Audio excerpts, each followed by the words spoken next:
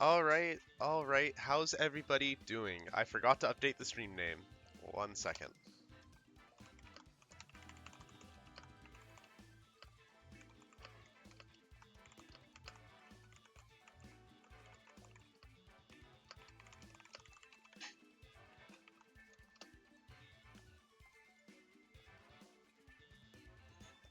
So, for those who haven't seen it, this is the team. Alex Underhill took this to top 16 at NAIC with a 12-3 record. He only missed out on Top Cut on Resistance, if I recall correctly, he was saying. And Addy took it to top 64 as well. Unfortunately, he faced 4 more Kyogre teams than Alex, and I think everyone I know who's tried this team and I have agreed, and Alex seems to agree, that Kyogre is not a nightmare matchup per se, but it's certainly not great. I mean, it resists Glacial Lance, which is already a problem, and it has a pretty good ability to OHKO Calyrex and Farigiraf. Now, if they don't have both Tailwind and either Armor Tail or Queenly Majesty, you can sort of navigate around the Kyogre stuff with like Fake Out or Final Gambit and trying to make the right call, but Kyogre is pretty difficult. Other matchups for the team haven't really felt bad. Like Zamazenta is sure a little harder than others, but we have Fight and we have like Ursaluna for that. The biggest issue I've definitely found would be Kyogre, but it doesn't feel unwinnable. There's no like really unwinnable matchups for this team that I've noticed. So really, we're just gonna get right into it. I don't remember where we finished on the ladder when streaming the Crabominable team, but I think we weren't like too low. Yeah, 2000s. Probably decayed a little bit because it's been a few days since I streamed, and I don't really do ladder unless I'm streaming.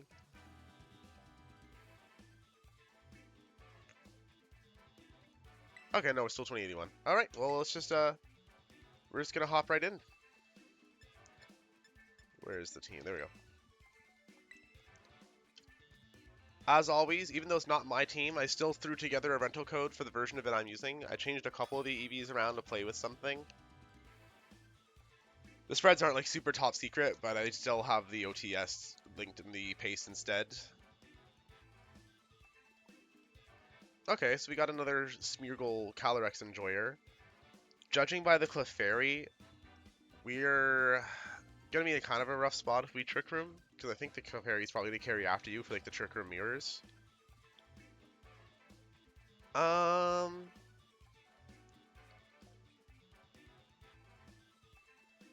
Annihilape feels like you could do a lot here, especially without a Fake Out, without the issues of Fake Out. So we're gonna go like Annihilape Calyrex, and probably Ursaluna and Smeargle in the back. I don't really think we need Farigiraf. There's probably Fake Out on the Rillaboom, but without like Incineroar pivoting, we don't really need Armor Tail as much. And I definitely want to be able to put that Calyrex to sleep.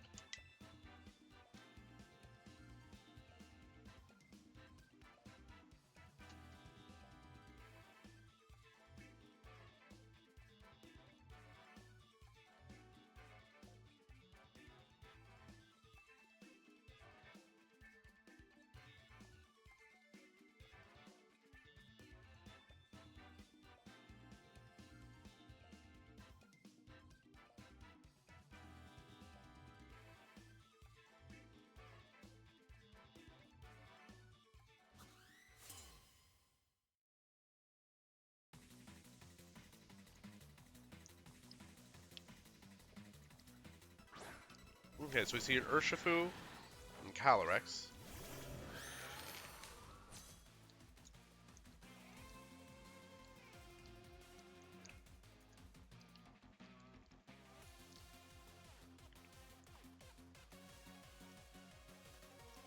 I'm slightly more concerned about the Urshifu than the Calyrex. And I think if we go for coaching, we can handle most of what they'll throw at me. So we're going to go for coaching. I'm going to go for Trick Room.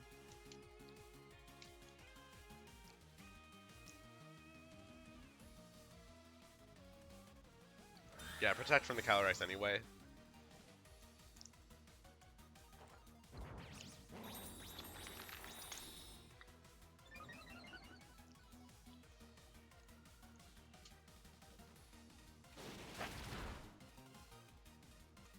Okay, yeah, that's completely fine. We're not bothered by any of that. I guess they were hoping to outspeed or hoping to like nerf my final gambit for the next turn.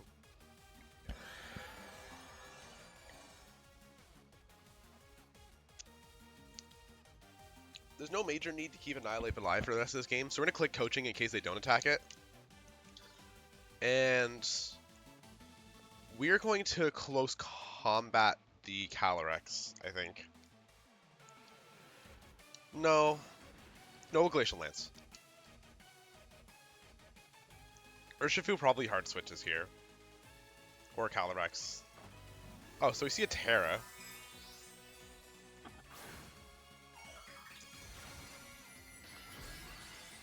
Water Terra on the Urshifu, hoping to get some more damage into the Calyrex. Not gonna super matter. Our Calyrex is pretty bulky. Okay, we know they're slower.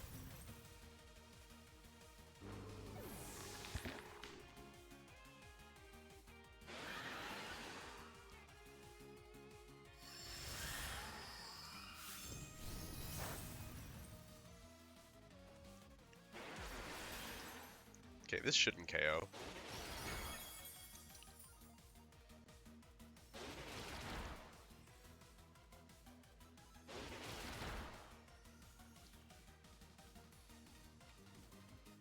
Okay, so we're gonna bring out Smeargle. And since we know our Calyrex is the slower one in the Trick Room, we're gonna Spore the Urshifu, and we're gonna Trick Room. I'm guessing they're gonna Protect here because of the expected Fake Out, or we're gonna see a switch.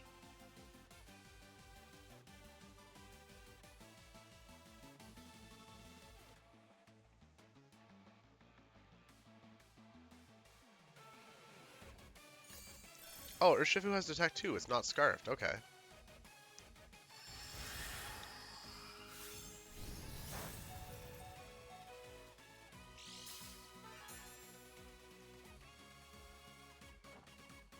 That's surprising. Okay. This Urshifu not being Scarfed, and the fact that Urshifu went for Protect and not Calyrex is really crazy.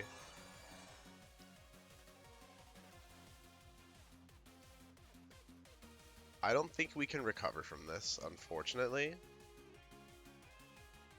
But we'll go for Follow Me.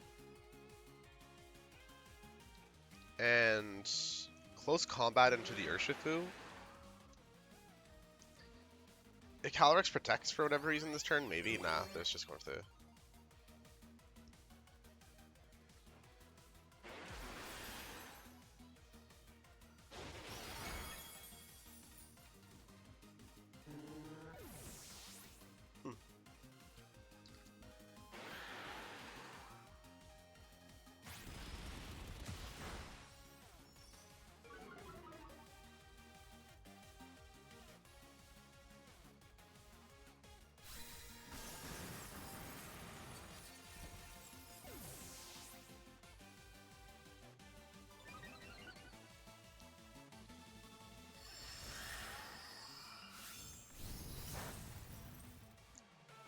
Yeah, I don't think we can come back from this, but it's not necessarily impossible.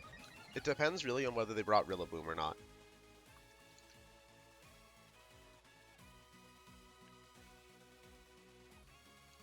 Hi Kathy, how are you doing today?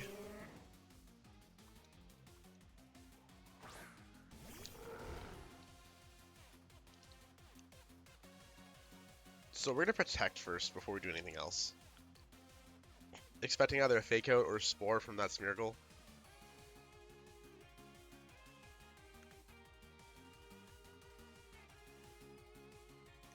Yeah, that's fair. Meetings suck.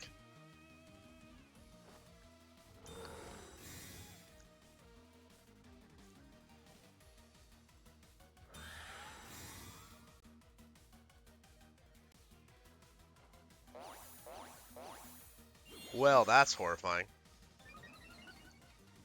They read me like a book, chat.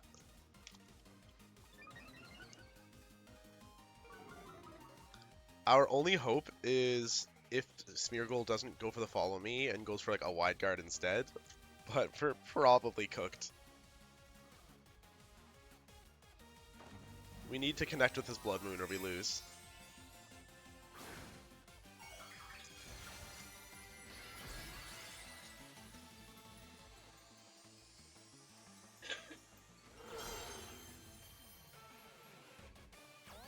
There's the follow me. Okay.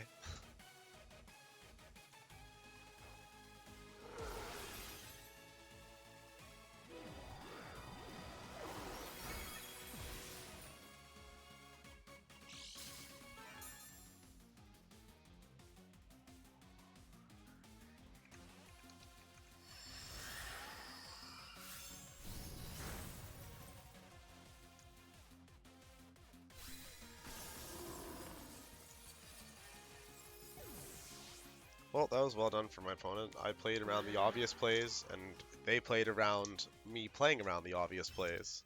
Can't really complain.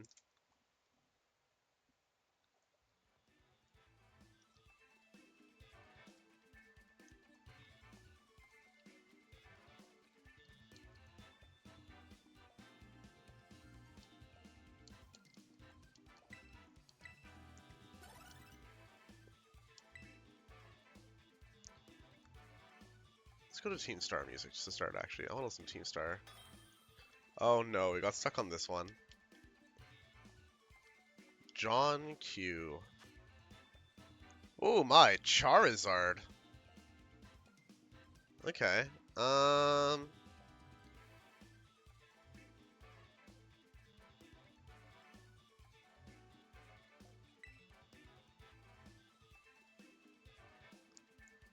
I think we'll go for like Electabuzz and Calyrex lead with Ursaluna. Priority is not really a problem at all, so we can probably just go like Ursaluna Smeargle in the back. It's going to be that usual question of, does that Flutter main have Taunt or Imprison or any of that nonsense that we hate to see?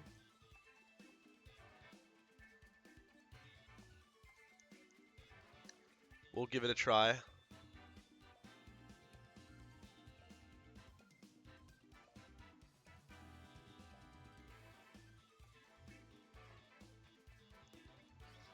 Where's Topo with his list when you need it?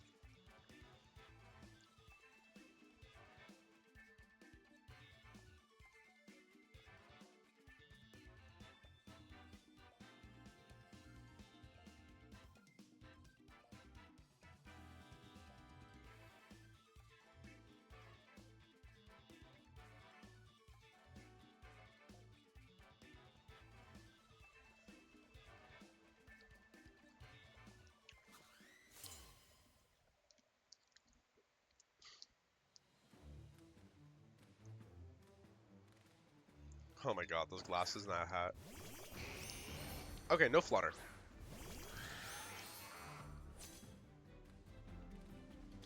Kathy, that's so great to hear. I'd love to help you out. I can help you with either like just like theory crafting a team or like getting the Pokemon you need. VGC is so much fun. Hey, we're just gonna go for Trick Room Follow Me. I don't really expect anything super crazy here. Ideally, the Electabuzz goes down to the with the Follow Me, but it's not the end of the world if not.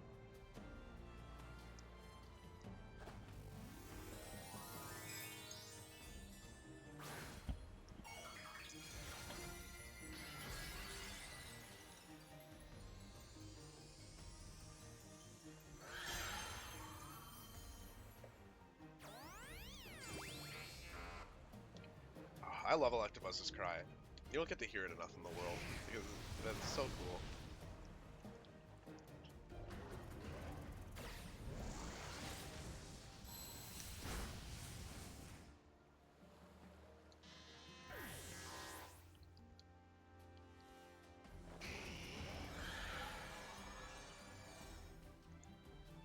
Alright, so I'm kind of expecting... I'm gonna call it a very obvious Fire Terror from Koraidon here. But what's cool about if we go Earth Power Glacial Lance, then either it gets cooked by Earth Power or it gets cooked by Glacial Lance, unless it goes for Protect. Charizard I don't think can survive the Glacial Lance. It's pretty frail. Oh, it's just hard switching. Switching an Umbreon, I guess that makes some sense. Does Earth Power plus Lance kill? Doesn't look like it.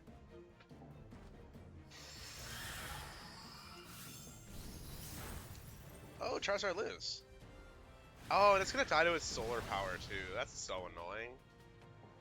So we didn't. Ah, that's actually really dumb.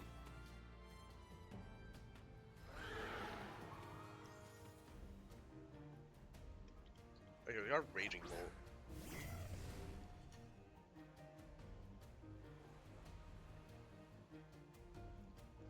Okay, we have 3 turns of Trick Room left, so I think we're gonna try to call a Terra.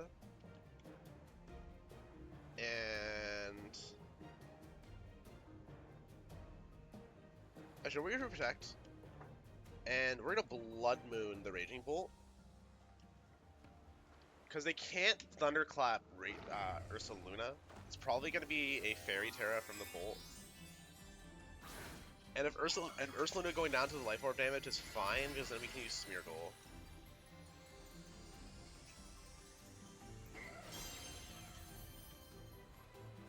I just hope Blood Moon does enough damage to it to bring it down to like Glacial Lance KO levels.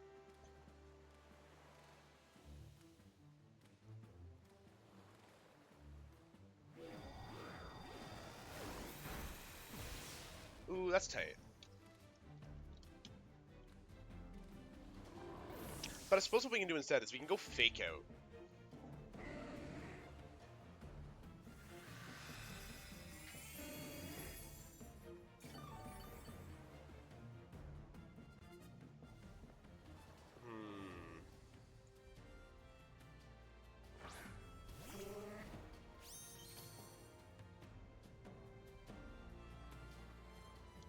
I think we kind of have to close combat the Umbreon. We're going to do that, and we're going to Fake Out the Raging Bolt, and then hopefully nothing takes damage this turn. Umbreon's bulky, but I don't know if it's close combat from Calyrex bulky.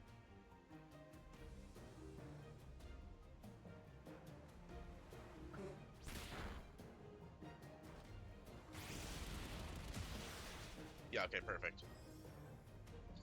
Oh, we got the crit. I don't know if the crit matters, but we got the crit.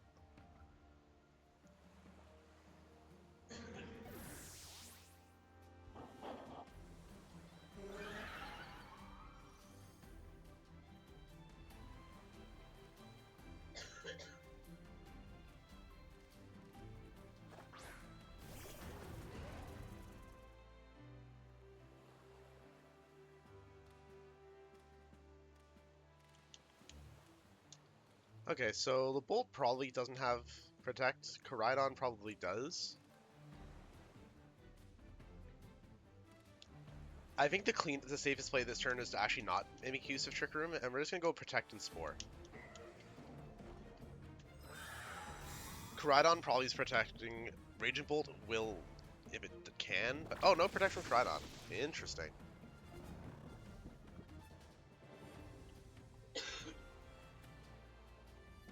If they attack Calyrex, in a really good spot then. Okay, Flame Charge into Smeargle.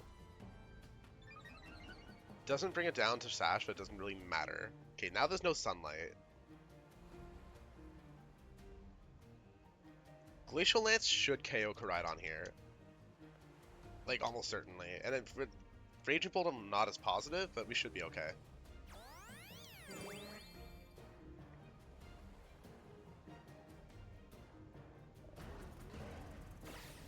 So Koraidon's gonna trade for Smeargle. It's gonna Collision Course.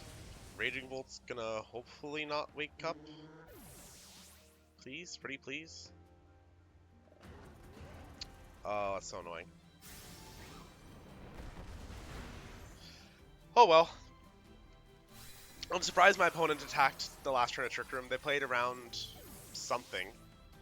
I guess I could have spored Koraidon instead, but I mean, I was expecting Koraidon to Protect.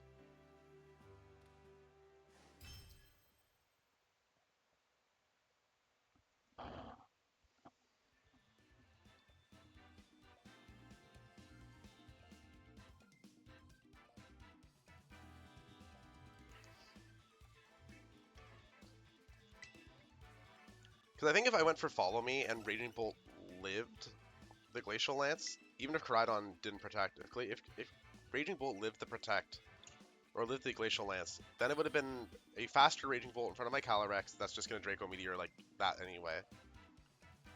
At least Spore left it like up to RNG instead of just giving me no chance of an out. Alright, so here's a Kyogre team. We were talking about earlier that Kyogre is kind of a nuisance. But luckily this one doesn't have anything to stop Fake Out. So we're pretty okay to go like... yeah,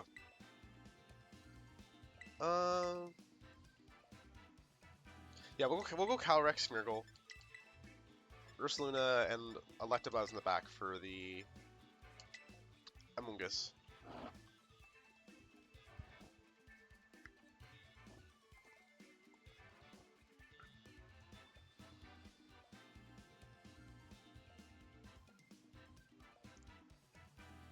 Bearded Bear, thank you so much for the follow.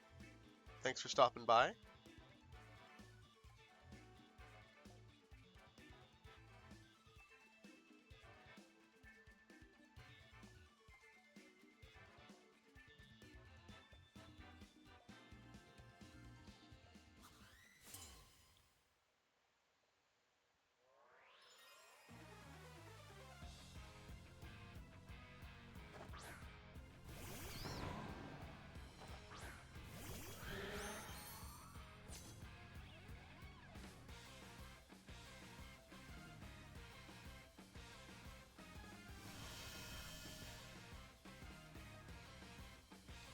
So went right for the Amoonguss and Rillaboom.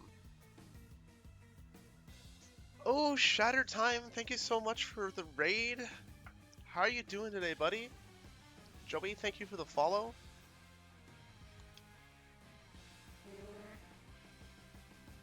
Alright, so we brought Rillaboom, they brought Amoonguss. I'm just gonna go Protect, Terra, Decorate. I'm kind of expecting they'll try to Spore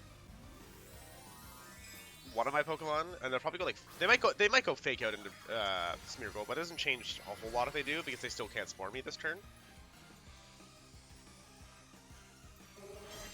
Yeah, it'll work.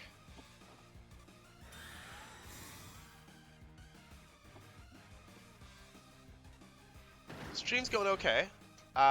Making some unfortunately incorrect reads so far in our games, and that's a Rillaboom with a Life Orb. What? Okay. Okay, so the Amoonguss this turn may Terra, but they also may expect me to try and set Trick Room.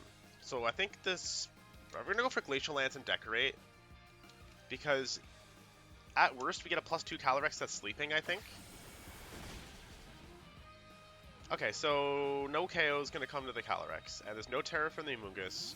So we're going to get a Glacial Lance in, then get a +2 from the Decorate. We'll be +3. Should be able to Trick Room right after.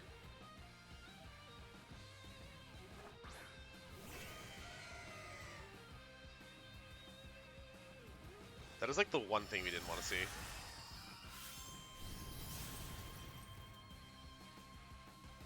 Oh, and the Amoonguss lived. Okay.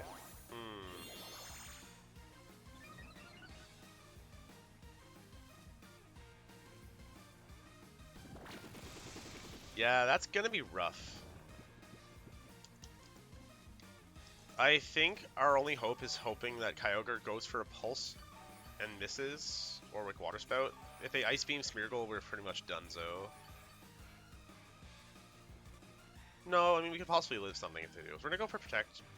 No, so I'm playing the Alex Underhill team from NAIC. And I know Addy said in the Tough Takes stream about it that they were definitely concerned with like wanting Wide Guard, but they just couldn't really fit it onto the team. Okay, so no Protect or Terra or nothing. Okay, they did go for the Ice Beam now.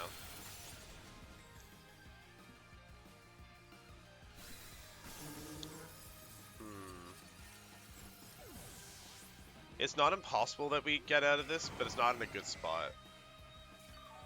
I've been tweaking with some different Calyrex spreads to be able to live certain things though, and with the amount of special defense that this Calyrex has, it's not impossible that we get somewhere. We're gonna Protect for this turn though, expecting a Fake Out, and...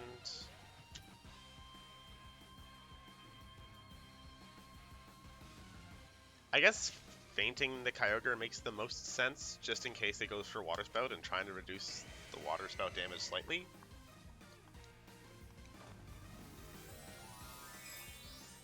Okay, there's a Terra.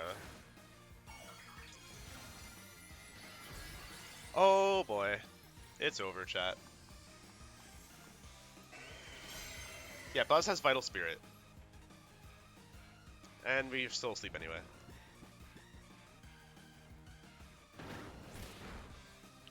Miss an Origin Pulse?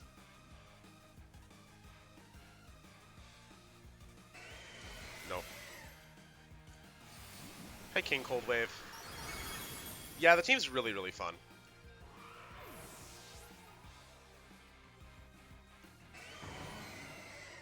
Yeah, we don't really have a note for this. That Amoonguss living that Glacial Lance was just like, okay, we're done.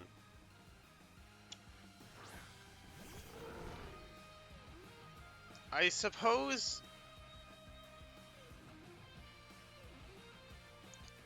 a safer play could have been to Trick Room then Decorate. I don't know.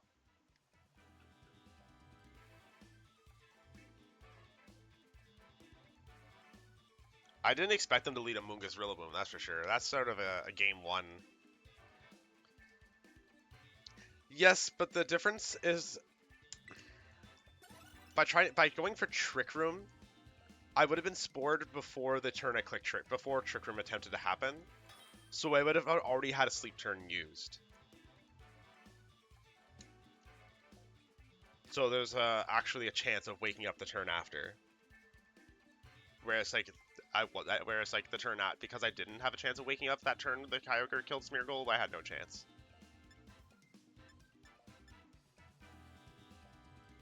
I knew I was gonna be spored either way, but the point was to have a turn of sleep be wasted on the Trick Room.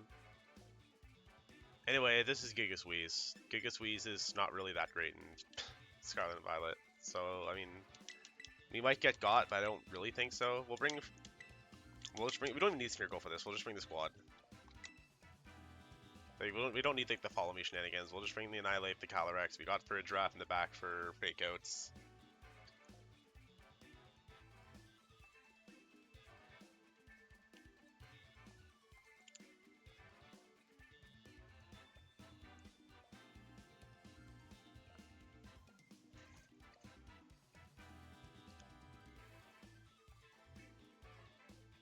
So Shattered, how'd you end up doing at NAIC?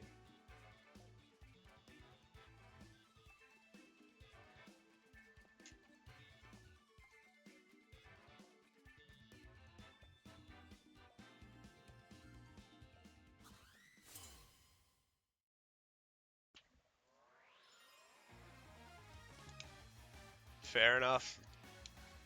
This is a thing that can happen.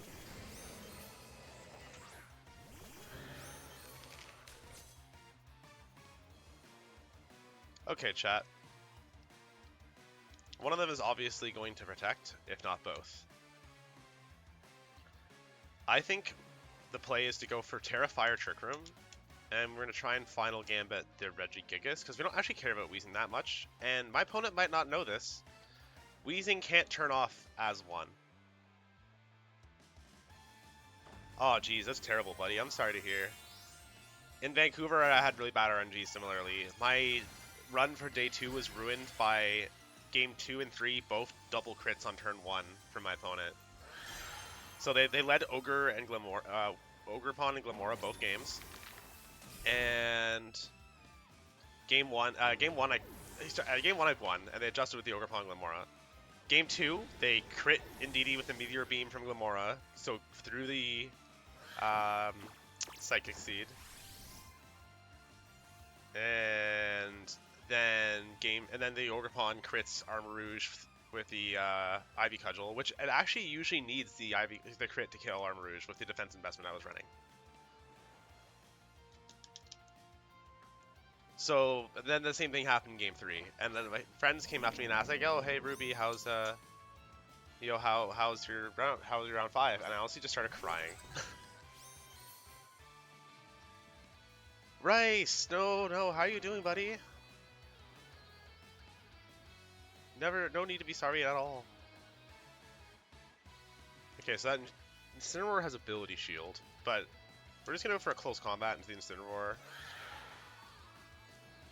And I forgot to teach the Farigiraf Psychic Noise, so I'm stuck with Twin Beam. Oh my god. Whatever, it's not the worst move, I guess.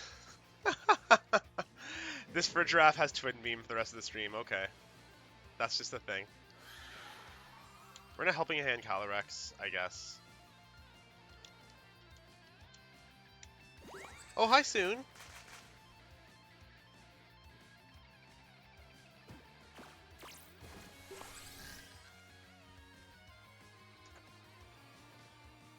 We're having a good time.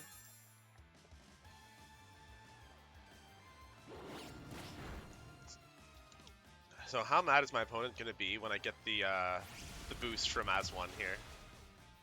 Unless they updated it from Gen 8, but I don't think they did.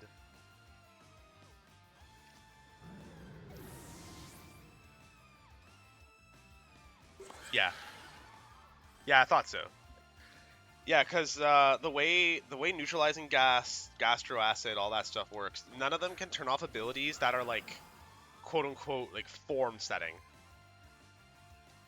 Abilities that have to do with forms or form changes can't be like turned off like that. Honestly, Rice, that's not the worst idea. I'm not making new Ice Rider teams for streams right now just because like I've done so many Ice Rider things. I'm only playing this team because I didn't make a team for this week. But Weezing does sound fun. I did do a Weezing video a while back. Alright, I think we can live this. We're -1, but we're not weak to it. Oh! Oh! With the Life Orb, too! Like, yeah, we died to the Dazzling Gleam, sure, but wow!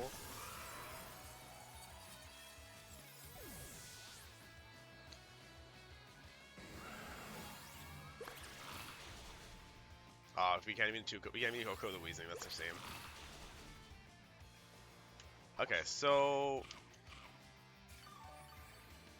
I'm kind of surprised Weezing didn't taunt there. It was a pretty ballsy play.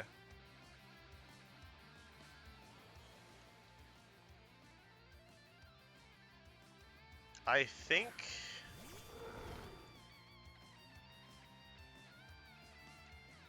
No. No, Rice. I'm saying I'm surprised he didn't taunt again the turn after because he popped the Mental Herb.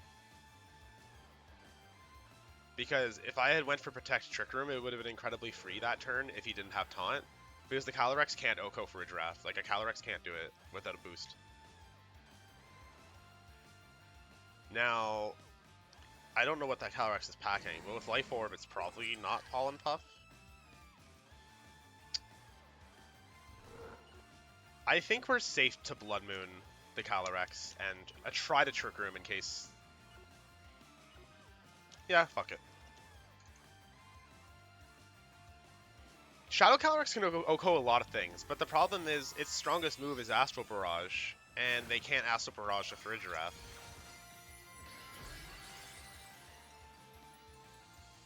If they go for Fighting Terra into Farigiraf, I think I'm actually fine. If they go into Ursaluna, that's crazy.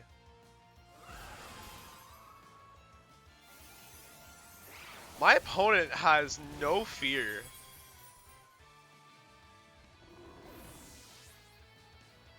My opponent is a fearless individual. They don't care. And now they taunt. Wow. If I had went for Protect Trick Room, I would just be looking at a Calyrex that's like super susceptible to Twin Beam. But unfortunately... Wow. I'm facing like a weird mix of like almost ladder cheese and then not quite ladder cheese today. Like everything's just been slightly weird. Just slightly. And and even the teams themselves that aren't weird, the people are playing them weirdly. The thing is, Rice, I still don't think that Calyrex can Oko the Farigiraf without a boost of some kind. But after it took out Ursaluna, that was the boost of some kind. So... It is what it is.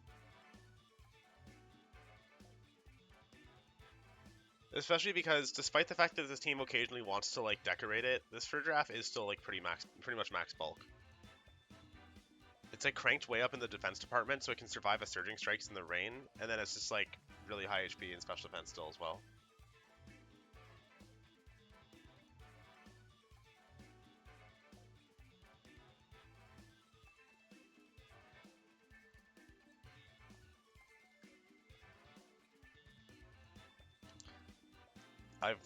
I have one more games on stream with a Crabominable than I have with this NAIC top 16 team. No worries, Shattered. Thank you so much for stopping by, and thank you for the raid. You have yourself a good day at work.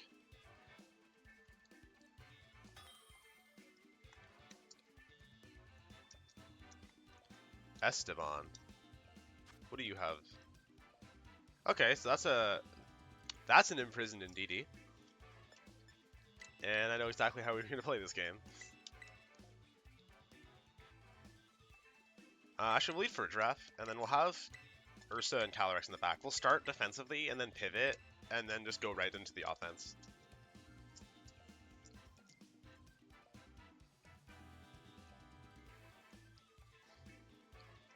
Indeedee is really, really good Rice. The only reason I'm not using Indeedee on a team like this is because, like, it relies on its own fake out a lot. Being able to lead Smeargle for a draft and go fake out Trick Room is really important.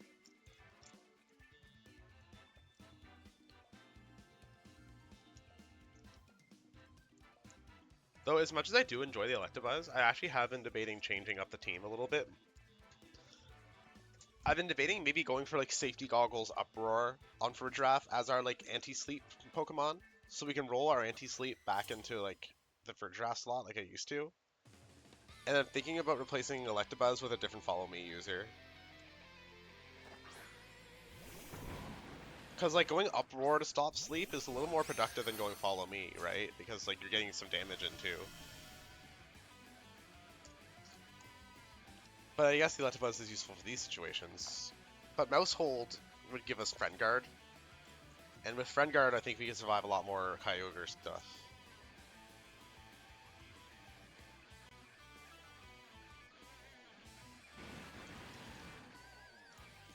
Indeedee is really good. I've considered going back to Indeedee once in a while as well. But I like that for a draft can also become offensive pressure with Smeargle.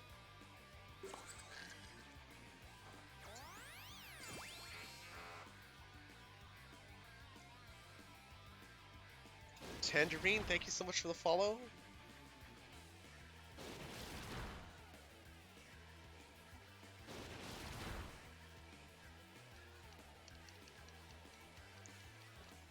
Yo, kill me with that Woodhammer. Oh, thank you, Rillaboom. Thank you, Mr. Rillaboom.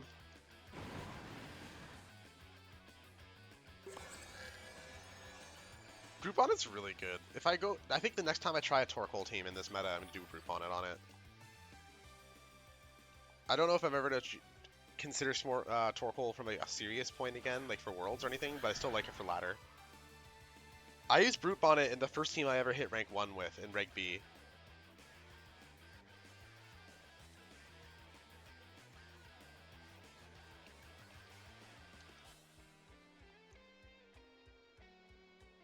I'm guessing that Rilla's gonna Fire Terra, so we're gonna have some fun with like the Terra Blast to weaken it, plus Glacial Lance, I think.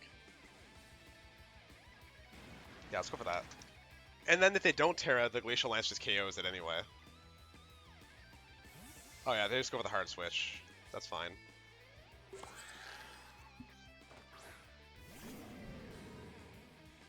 Okay, yeah, this is still gonna take a nasty chunk out of that Incineroar.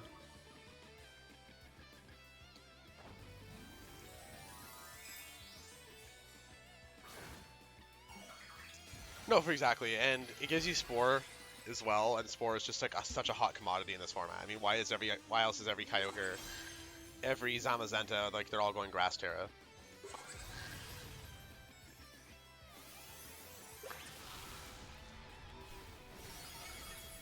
Ooh.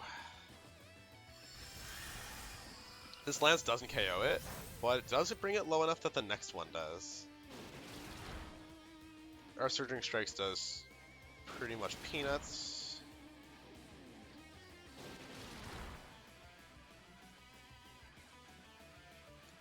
Now, I think if I Terra Blast the Urshifu, it will bring the...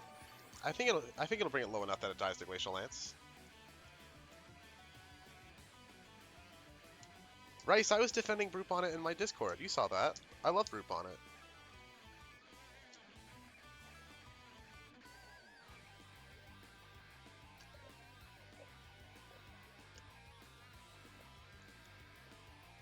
It's also like it's a dinosaur mixed with with a fungus. It's so cool. I think it's one of the coolest Dick Paradox designs in general. Okay, so how does this Glacial Lance do? Hell yeah, chat! There we go, that's what we need to see.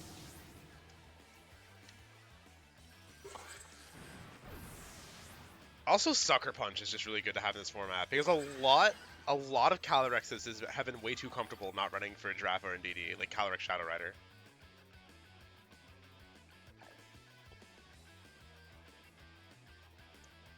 I think, I'll be honest soon, I do think there was a roll. I think there was a chance that I would have lived the Glacial Lance after that Terra Blast, based on the first Glacial Lance damage. Okay, so we have 2 turns of Trick Room left, so we're just gonna go Terra Blast into the Rillaboom plus Glacial Lance. Even if it goes for Fire Terra, it definitely goes down here. Because we're +2 now, Terra Blast plus Glacial Lance is guaranteed to KO it. But I don't know if they realize that. Soon, I'm still running like the default spread from the Underhill team. The one, I think it's the same one that we've been testing with still. I don't think we haven't changed anything with Furry, have we yet?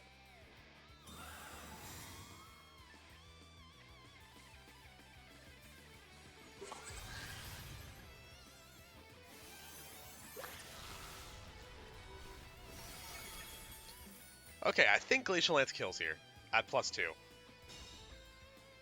Just barely, though. Yep, there we go.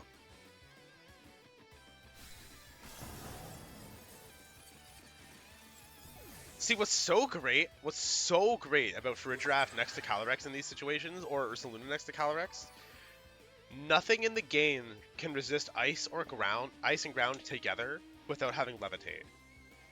So when there's a Pokemon that's like weak to ground or weak to ice and you're expecting them to Terra, they can't actually do anything.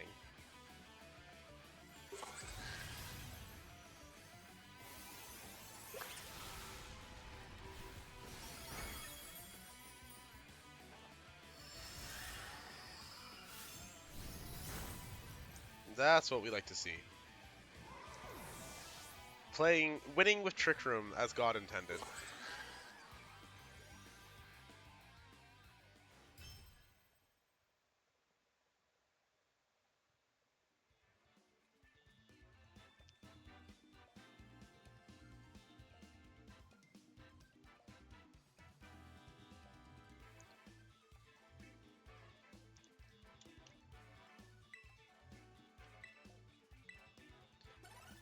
Soon, I was just going on a bit of a ramble about things I was considering over Electabuzz. Did you hear what I was talking about, or did you come after that?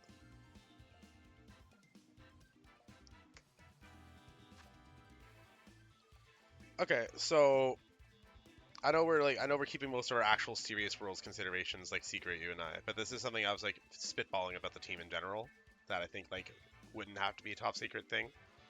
What are your thoughts on safety goggles, uproar on Farigiraf, so we can cut Electabuzz from Mousehold, so we get access to Friend Guard?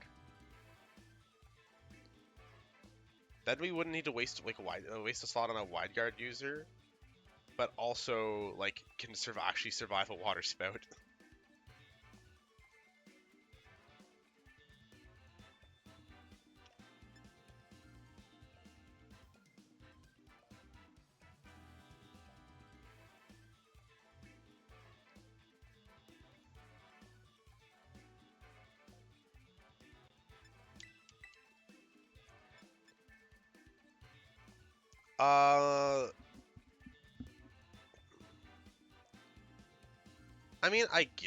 I mean, I guess. Clefairy as well, Rice. But I had other reasons for Mousehole that I can't go into as much detail on stream.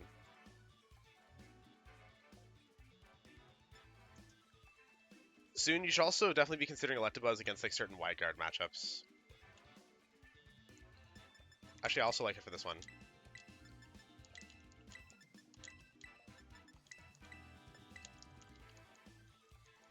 I hope it let me lock that in.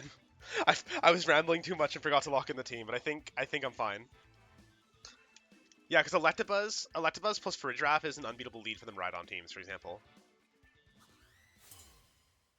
The only thing he can do is guess my 50-50s.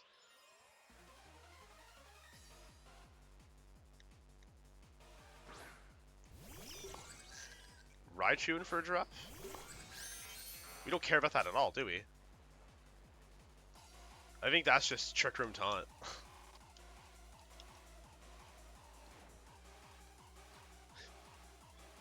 What are they doing? They were running their own Farigiraf and they still tried to fake out. I'm so confused.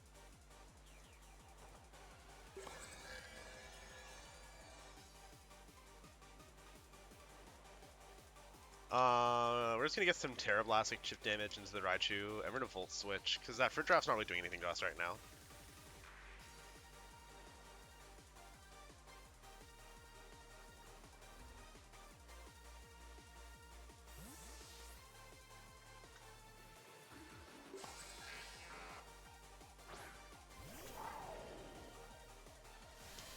Oh, chat, one of my friends just bought me a Cornerstone Ogre Clown plush. I'm so excited for it.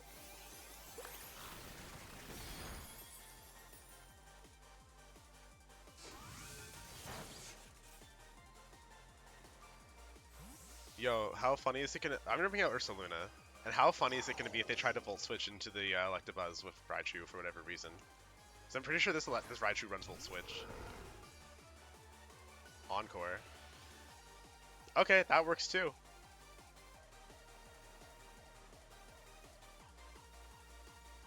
Okay, so I think Terra Blast and Rhydon plus Hyper Voice is the play here.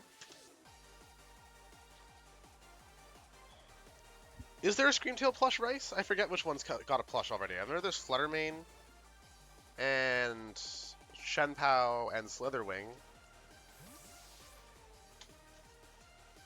Can you get them at the UK store, or are you talking about just getting it through a reshipping services like Buyee or something?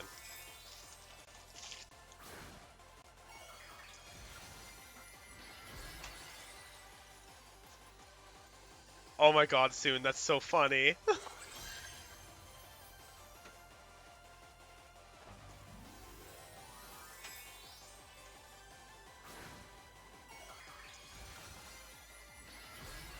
What does my opponent think is going to happen for them here? What do they think this turn is going to play like if they're using their Terra right now?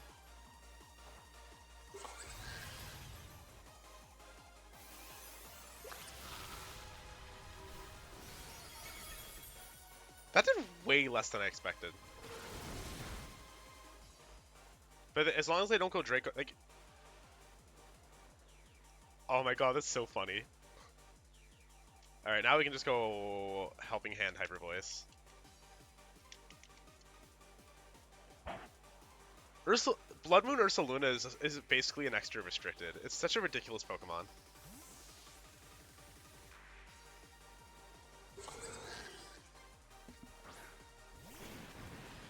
Okay, my opponent basically just can't win now.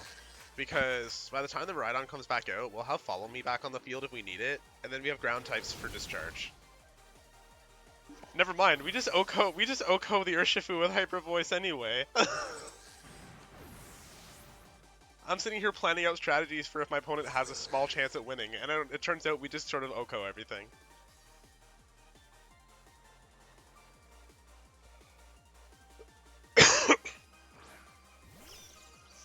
I still think I'm one of the few people who still prefers regular Ursaluna to Bloodmoon, but I like Ursaluna overall as a Pokemon, so we still like Bloodmoon.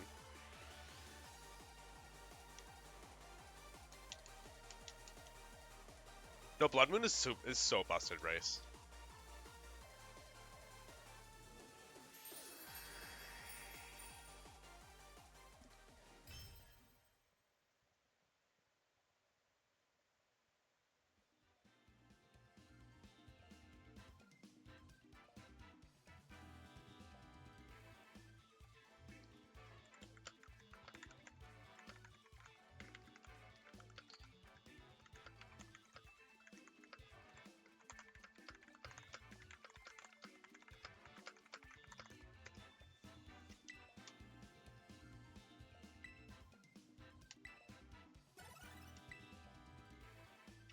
So these are the types of games we're supposed to be having when my opponents aren't being ridiculously cracked at their reads. Oh, this would be a good jump up the ladder if we win. Okay, so we got the Terapagos, we got a Grimmsnarl. Grimmsnarl's kind of annoying, but like, it's not unbeatable. Not really. But we do have to work harder for what we're doing. There's not really any scary priority here, except for like a potential single fake out from Grimmsnarl, so we can go heavy onto like the sweepers and the follow me users here. Actually no, because of the Grimmsnarl, let's go for Annihilape. We'll go for Annihilape, and then we'll go for Smeargle, Ursaluna. I'm mildly concerned about the Amoonguss, but nothing on my team screams we have to Terra into the Terapagos. So we can like use the Terra on Smeargle here as well for follow me spores.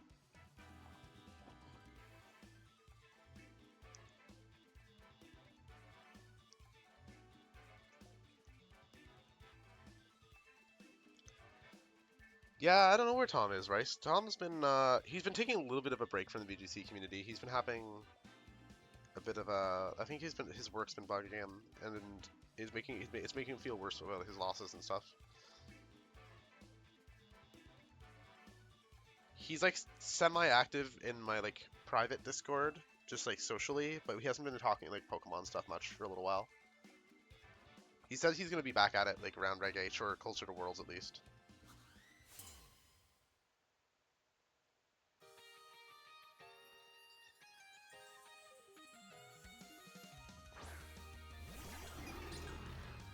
Okay.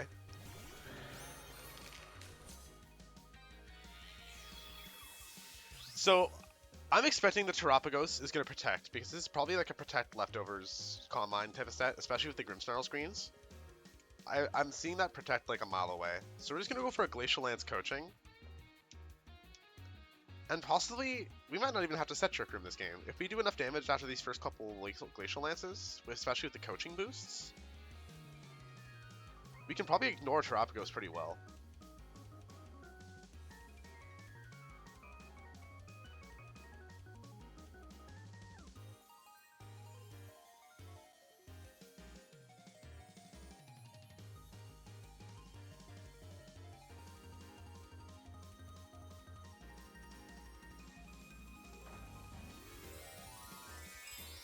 I figure he either. Wow, he's just going. Okay, I see what he's doing. He's going for the Terra because he doesn't want to get one shot by Final Gambit. And the Grimmsnarl goes for a taunt, so there's no reflect. So we might Oko this Grimmsnarl here.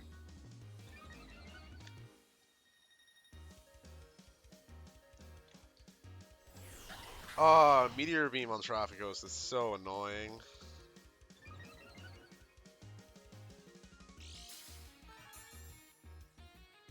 Can you miss? Yo, let's go! Let's go!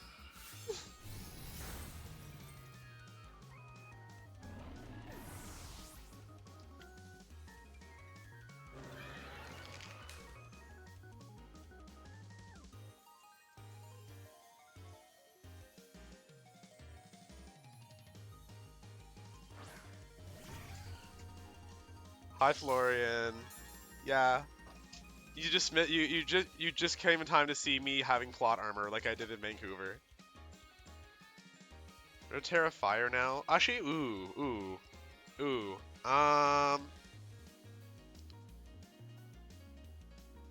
was gonna say Terra Fire because of like the.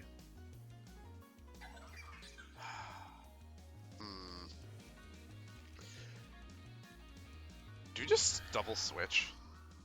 No, that's really bad. I'm just go for Glacial Lance, and I'm gonna switch to Smeargle. I think we can afford that. Oh, I'm sitting here planning out my whole this whole match, and they're just salty about the Meteor Beam miss. Okay, sure.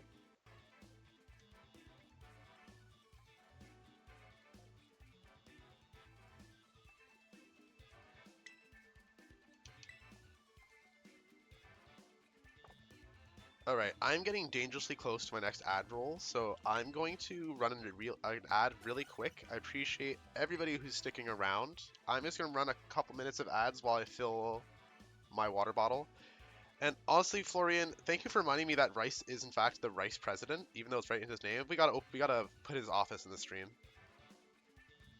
His little office. So I will be right back. Just gonna run a quick ad. I gotta fill my water bottle.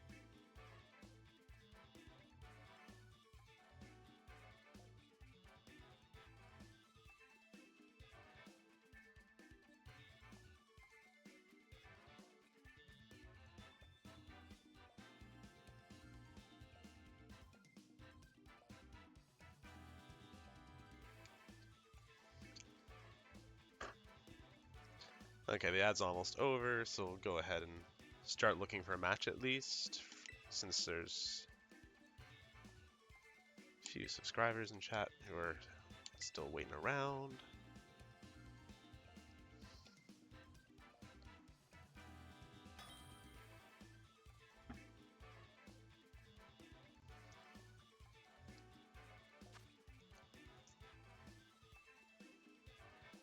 Okay, this seems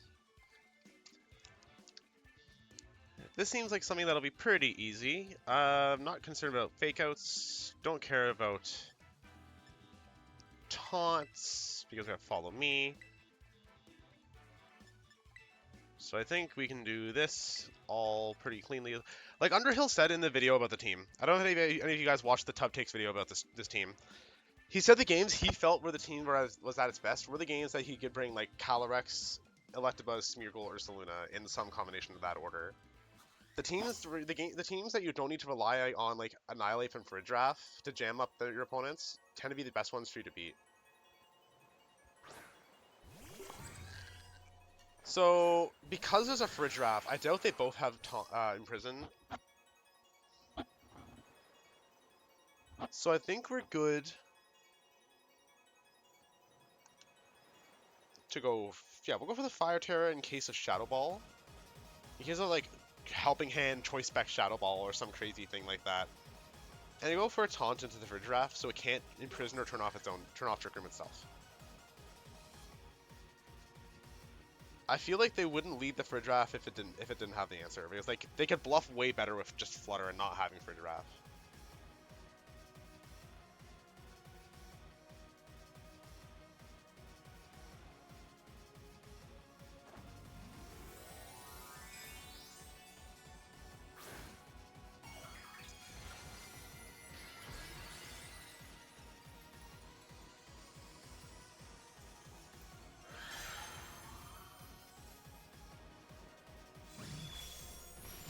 Okay, so they went for the Dazzling Gleam, and we get off our taunt.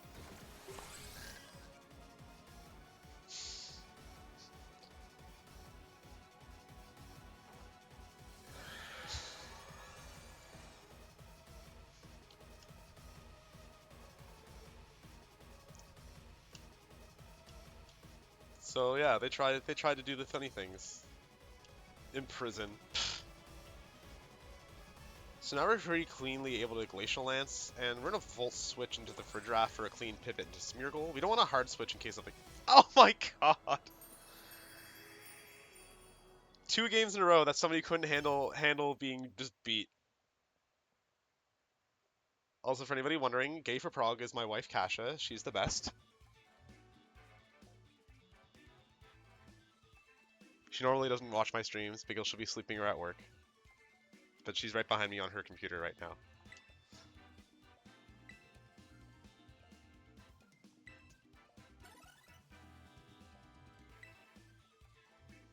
You know what?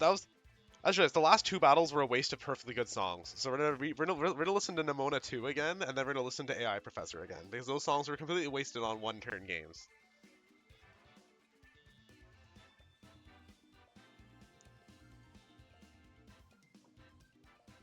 KVO, how are you doing? Hello, everybody.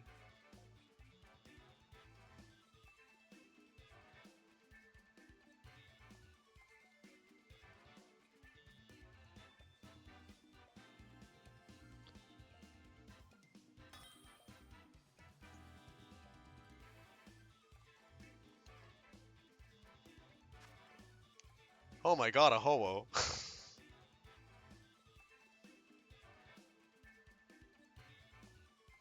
Chat, guess how much we care about a Ho-Oh? The answer is not a lot. I really want to Annihilape here because it'll be funny, but I don't think we can safely.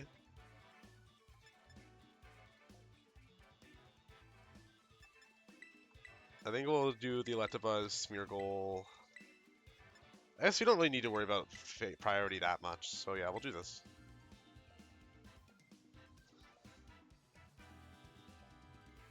Chat, could you imagine if Calyrex Ice got like a physical version of Meteor Beam? Maybe a better type.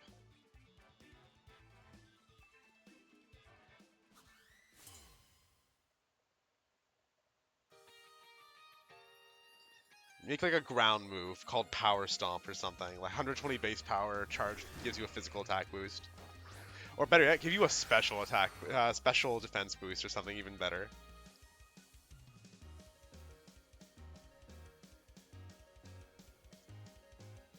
Okay, so that's a Dark Urshifu, that's a Ho-Oh. We're pretty clean to just go follow me Trick Room this turn.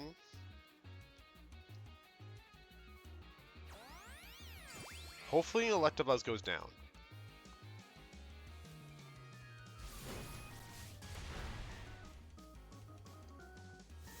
It's a free swap with his KOs. It didn't though.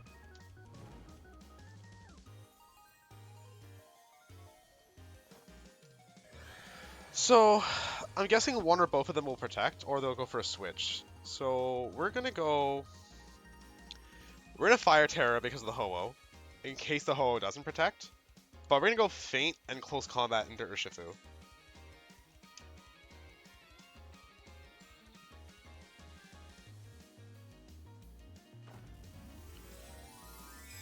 Also, if somebody knows, correct me if I'm wrong. I've been sort of like going back and forth and pronouncing it Feint or Feint. Like the E makes me want to pronounce it Feint, but I've heard other people call it Feint. If somebody knows the actual answer to that, because I'm too lazy to Google it, please let me know. Oh god, chat. They went for the detect. Chat. Oh my god. Oh my god. Let's go. Nice focus sash. Nice detect, idiot.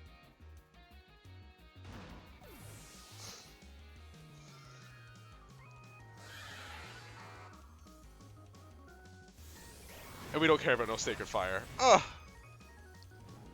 -2 physical defense and we still don't care.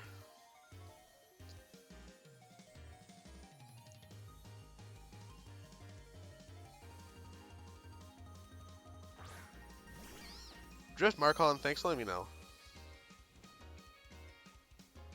Okay, we're gonna have to follow me Glacial Lance and accept that the Amoonguss might kill Electabuzz first because we can't guarantee a taunt. Amoonguss is probably going for a defensive Terra, probably Water. That's fine though. They might not know about the Vital Spirit on Electabuzz or expect... Or, I mean, they don't have to know about the Vital Spirit because it's already burned. But they might not be playing around the Electabuzz. Huge. That's huge, chat.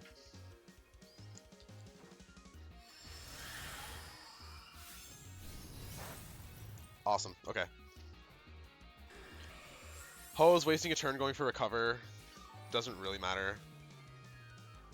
We can basically just ignore that for the rest of the game.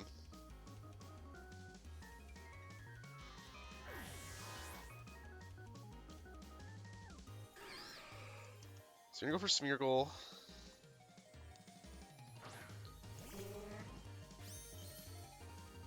And we're actually going to try and Spore... No, they'll just follow me. I was going to try and be cute, but no, we'll just Spore. Follow me. Actually, no, Fake Out. We have to Fake Out first. Because I don't know if we can KO the Shroom without Fake Out first. And even then, we still may not be guaranteed.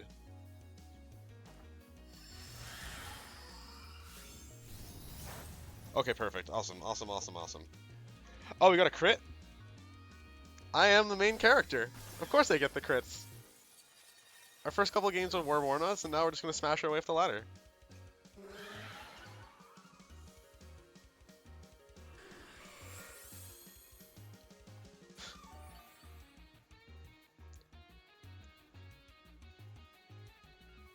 I think after the boost, this next Glacial Lance will kill.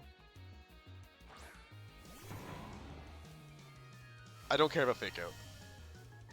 We have 2 more turns of Trick Room, right? 1 more. That still doesn't matter. We're going to go for a Glacial Lance again, and we're going to Spore Ho-Oh. They still didn't Protect, so maybe Ho-Oh just doesn't have Protect? But now we basically win. I don't think Ho-Oh's going to be able to survive a Glacial Lance at that HP after we got another boost, and the Rillaboom definitely does not survive.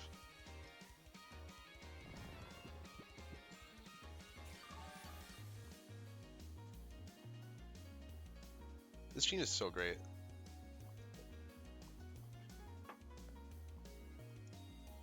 There's honestly a non-zero chance I just play this exact 6 at Worlds. Like, these moves, these items. Soon and I have been testing a lot of different variations of, like, the Calyrex Smeargle core. And there's a lot of ways it feels like it just, if it ain't broke, don't fix it. But Underhill himself also said he thinks he would make some changes. So while I know he won't publicly say what those changes are, I've been like trying to, I've been trying to figure it out and playing around with some different options.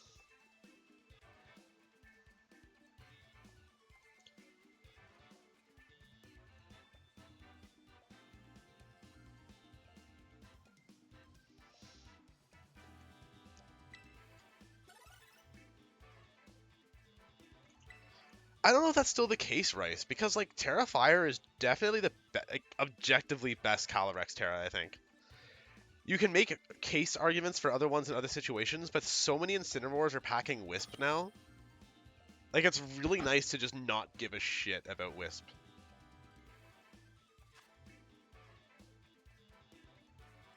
Oh, I faced something like this before. The Iron Treads was a counter for Miraidon.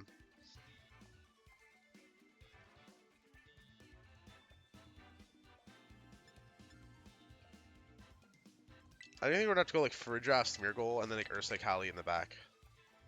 Maybe? Yeah. If that Flutter is Imprison, we're screwed. If it's Taunt, we're slightly less screwed.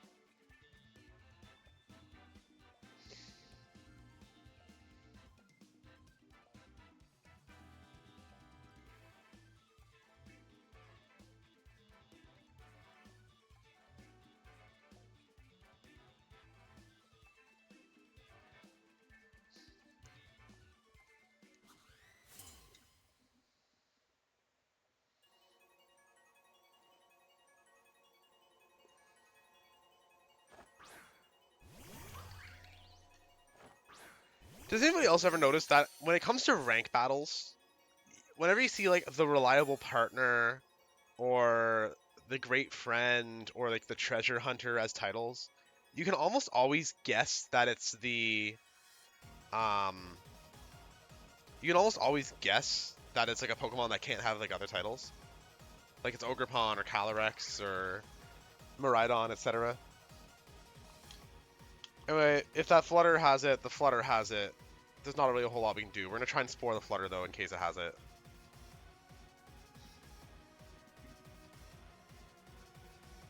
Because I find like a lot of people who will use titles, if they're gonna use titles on Pokemon that can get other titles, they're gonna try and get the good ones. Like I've been working on a playthrough of Pokemon Coliseum to get a Smeargle and an Ursaluna that have like the really rare old titles. Okay, so they went for Follow Me. And Moonblast. Okay, awesome. No Taunt or Imprison.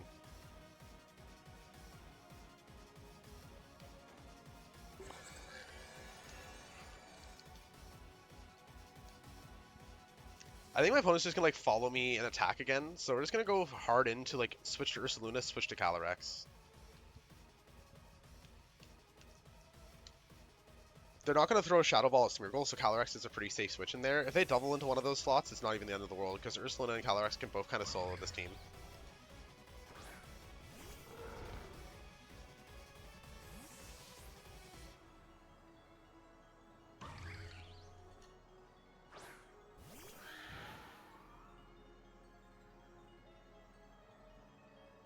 So I bet we're just gonna see Follow Me or Spiky from Ogerpon.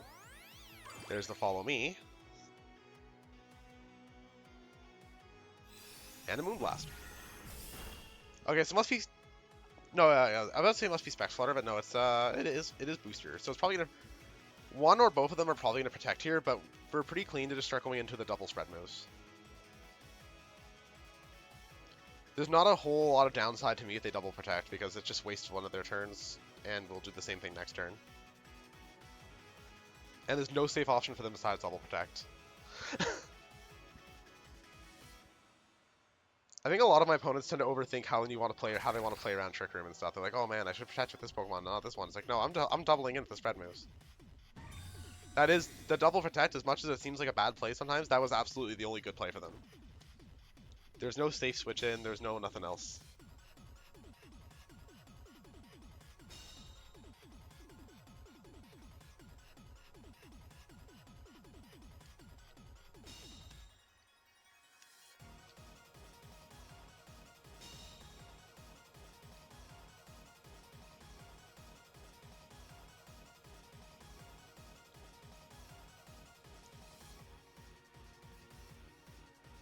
Now the real problem is, what do they do now?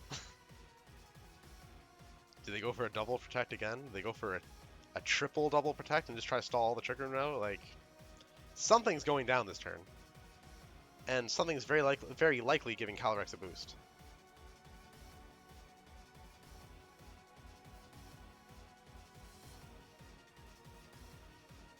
I guess if they Terra Ogerpon? The problem is, Rice, what do I fit Burning Jealousy on? Like, this team doesn't really scream like a Torkoal team to me.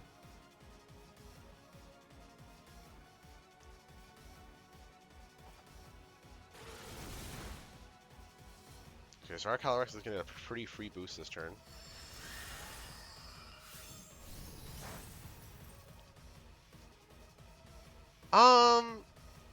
Does your Torkoal have specs, or is it charcoal?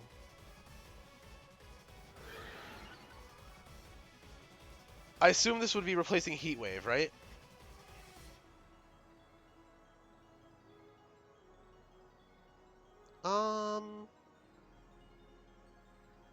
I mean, maybe. You could try it. I would run some calcs first, though, to make sure that you have the damage you need for the stuff you actually care about the most. Okay, we're just going to Glacial Lance, Hyper Voice, Terra Fire so we don't die to Sucker Punch. Based on the rest of my opponent's team composition, there's a decent chance that the Calyrex is the same speed as me, or faster.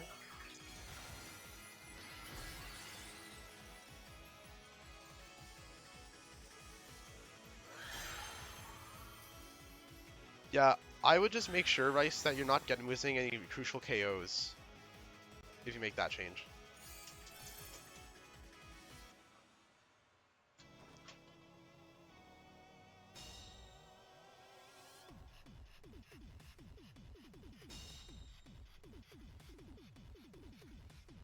Okay, so here's the thing. We're probably faster than their Calyrex, and they don't know that.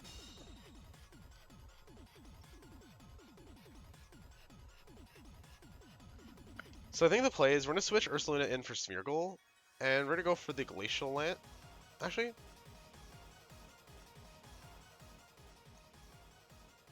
we're going to switch in Farigiraf, and we're going to go for the Trick Room again. We're going to do some fun stuff with Smeargle instead. Because if this Urshifu is sashed, we're in kind of a rough spot, actually, if we don't get Trick Room up.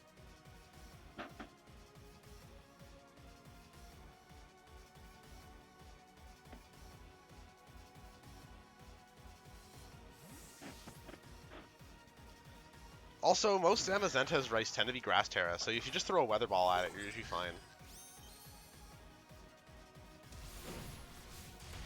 Okay, so it went Wicked Blow into Calyrex, and for a Glacial Lance.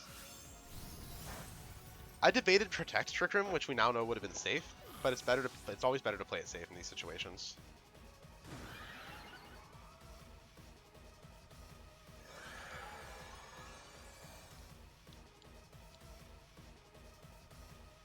We still don't know which Calyrex is faster, which is kind of a problem.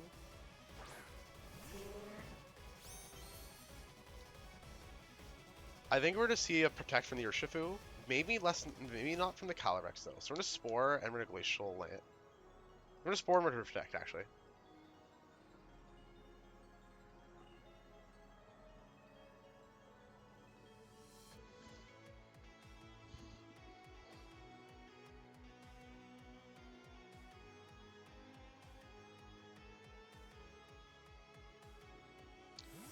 Oh, they switched.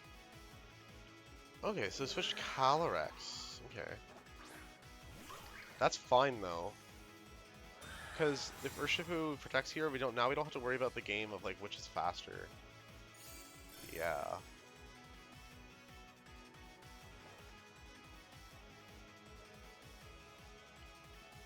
Yeah, so just gonna follow me Glacial Lance then.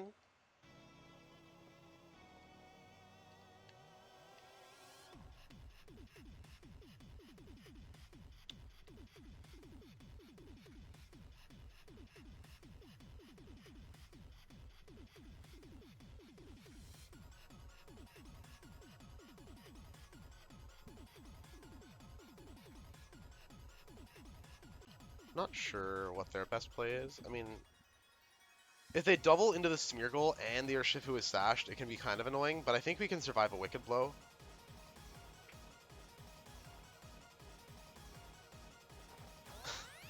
It's good, Rice. Yeah, Kasha is still on vacation. It's just for this week, but I told her I wanted to try and get at least one stream in, because I just kind of missed it. It's really fun. Okay, so there was a sash on the Urshifu, but they went for the Sucker Punch.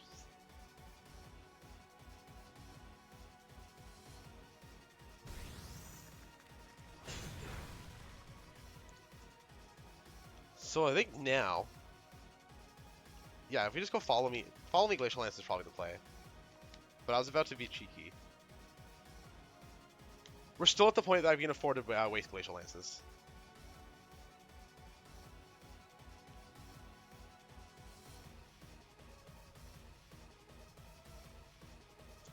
The end game I want to get to is where there's my Ursaluna and Calyrex is in front of their Calyrex, and there's no Trick Room up.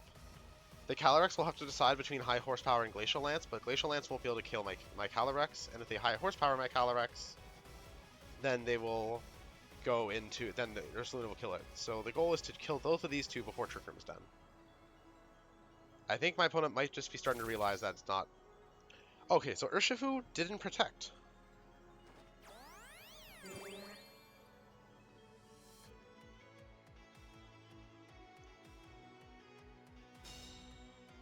So Spore would have been safe, but it wouldn't have made a difference because we were going to Spore then KO it anyway.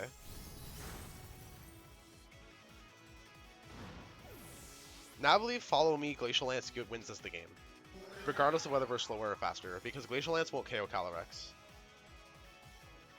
And a high horsepower will hit Smeargle instead. And how many turns of Trick Room do we have left to do this? 1? Okay. So they're really gonna have to hope for the double protect on Ogrepon. But if they protect with both Pokemon, then it doesn't actually make a difference. Because we can still do Follow Me Glacial Lance next turn. And Glacial Lance might actually KO their Calyrex now.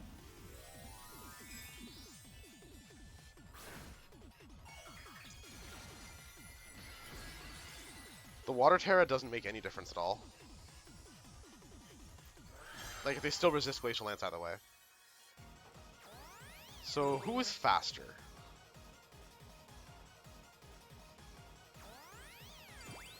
Okay, so... They went for Glacial Lance. They outspeed us under Trick Room, or it's a speed tie. If our Glacial Lance doesn't KO it, I'm pretty sure we win. And then we're +2, so we might just get the KO. Ooh!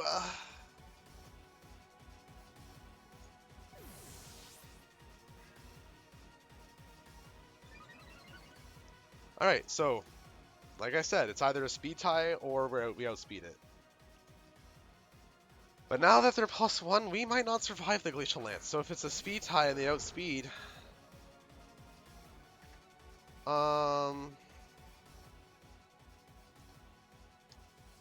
They've used Glacial Lance like twice. There's no reason to just... Yeah, we'll just go with the KO.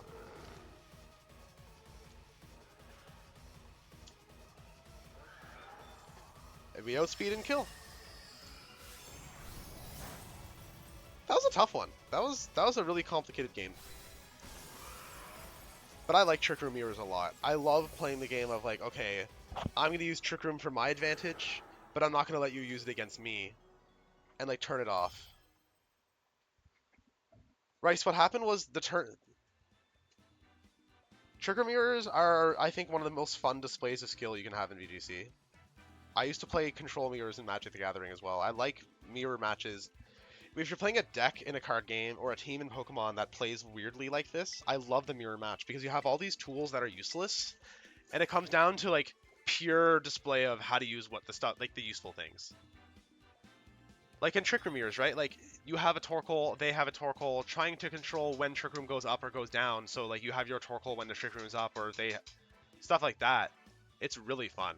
Like the set I played against Brian Collins in Vancouver, it was so to the wire, and it was one of the best sets I've ever played of Pokemon.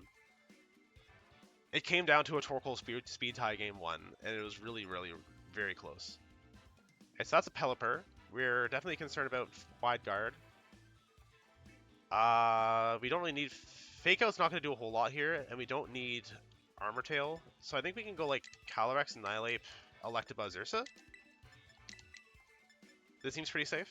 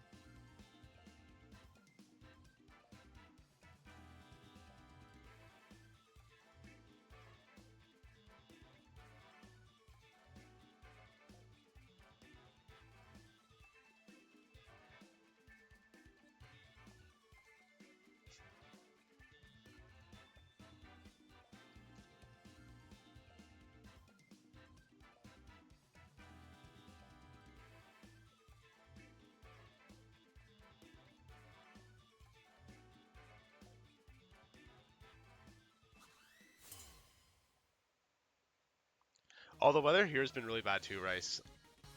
Like, it's been 36, 37 degrees all week. It hasn't been rainy. Rainy would actually be great, to be honest.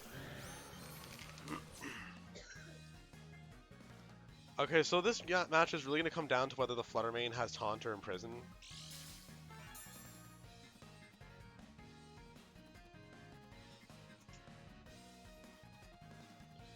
So I think I'm actually going to protect this turn, and they're going to Gambit the Urshifu in case Flutter Mane has Taunt.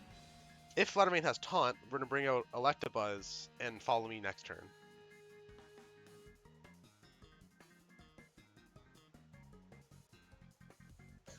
Yeah, right, so it's been really bad. Like, I normally don't like having the air conditioning on. I get really cold really easily. And I'm not much of an air conditioning girl. But like, I've been like putting my face in front of it and blasting it.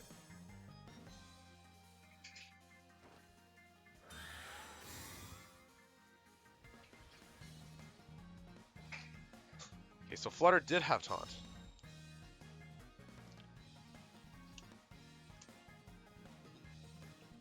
But unfortunately Urshifu protected, so we couldn't do our thing. So instead of Trick Room, we're just going to Glacial Lance and hopefully Oko the Flutter. That's our better play here. They might not taunt since we saw it, but clicking Trick Room after they taunt is just gonna be a rough time.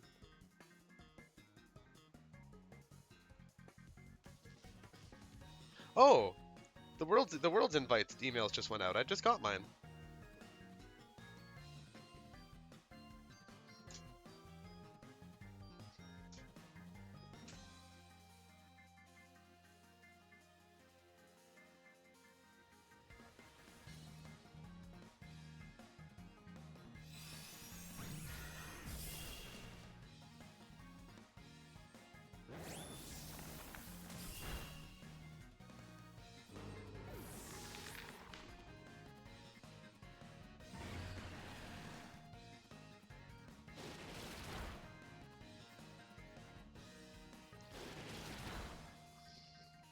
I wasn't looking. I was reading the email. Was that a Sash or Shifu?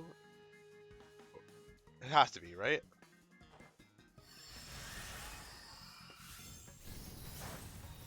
Wait. How did I not...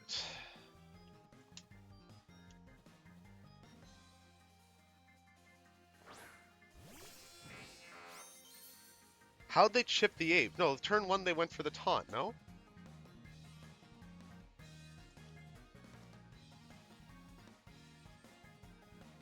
Was that a speed tie?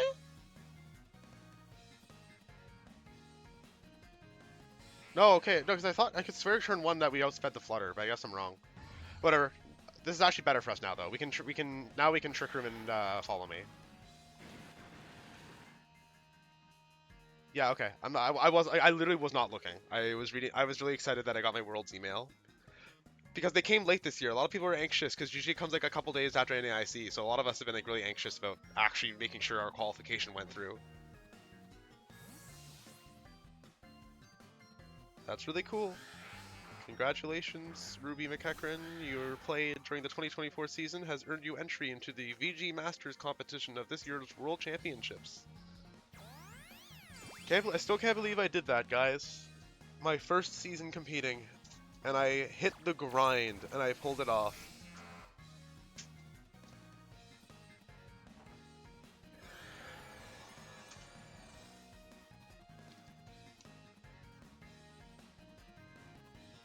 Yes, we're gonna Glacial Lance, and we're gonna Volt Switch.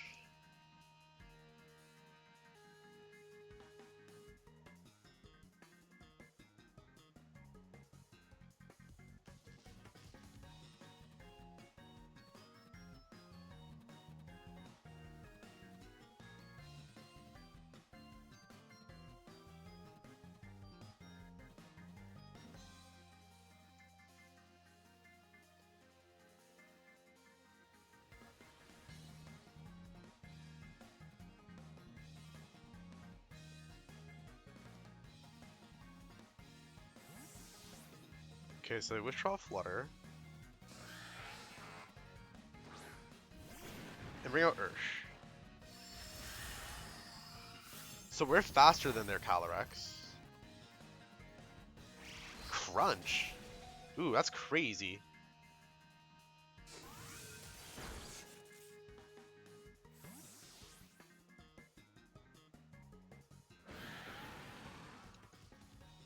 Okay, so I'm actually slightly concerned about their Calyrex and their Ursh. Chat, do you think Ursh could kill my Calyrex with Aqua Jet there?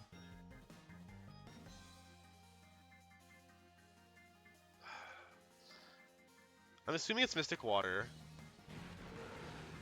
I have 30 seconds. Let's just check this really quick. Calyrex. I'm just checking the calc. Urshifu. Oh my god, I can't type. Aqua Jet will do... It says 30 to 36, but that's because that's with less bulk than I have. Screw it. Screw it, chat. We're just doing it. We're gonna Hyper Voice so we don't get ripped apart by Glacial Lance, but we're gonna try. We worried for nothing.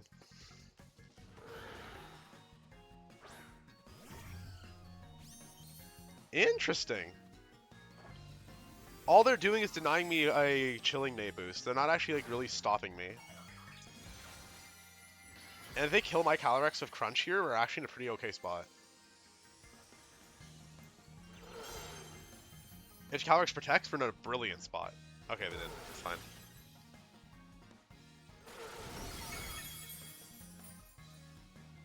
My Glacial Lance might KO? It probably doesn't, but it might.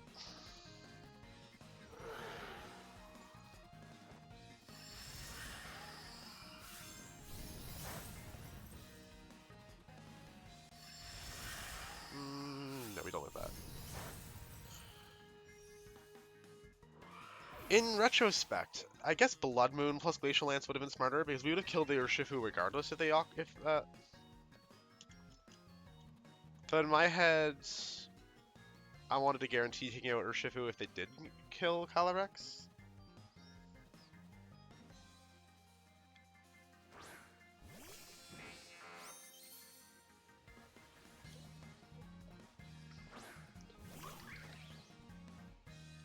So, 2 turns of Trick are left.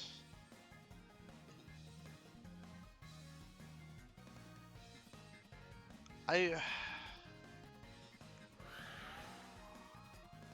don't expect Ogerpon to protect. Actually, if you follow me and they both protect, it doesn't actually really do anything to hurt me. But if I'm wrong about like Ogerpon protecting, it could really. No, we're gonna fight.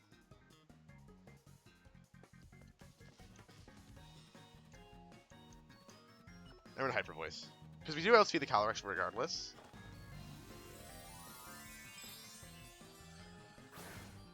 Oh no! Oh no, we're not gonna live this. Hyper Voice crit, maybe?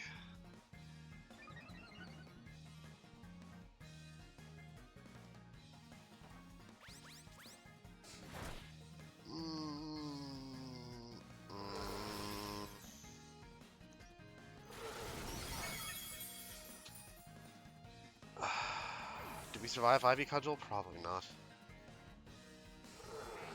Almost certainly not.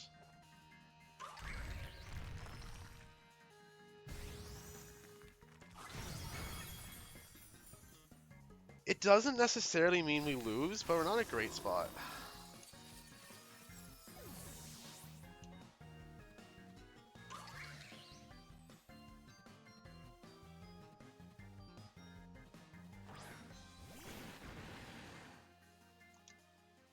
So we're gonna Volt Switch the Urshifu and see how much damage we can take.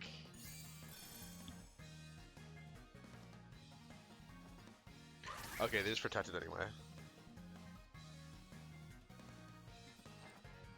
Now we probably lose.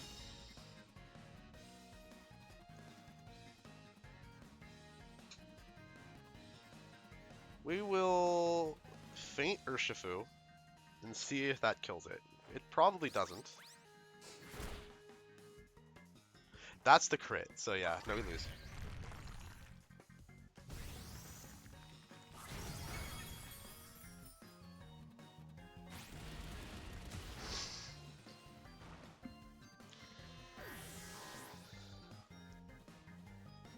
I was playing super cautiously around the Ogerpon.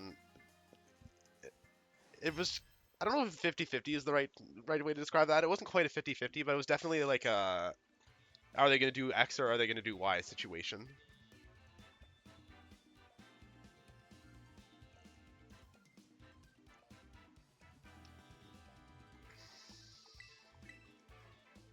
We had a good streak of wins though. That was like the first one we lost after a few in a row, so can't super complain. The team's been doing great for us today.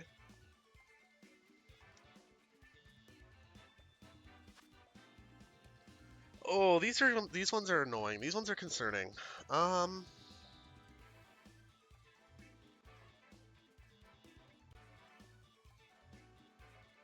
We do outspeed just about everything.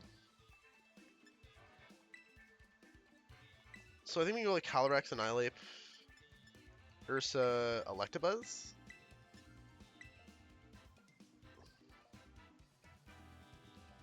Yeah, I know, Rice. I have the one that came out earlier this year that looks like a plush toy in the what a Pokemon toy would look like in the Pokemon universe, like it's a doll kind of thing.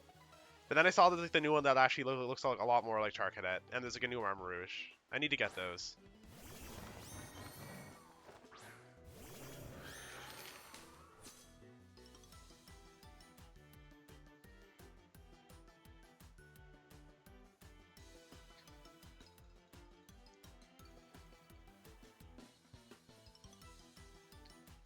Okay, we're gonna go Final Gambit into the Regidrago, and we're gonna Protect.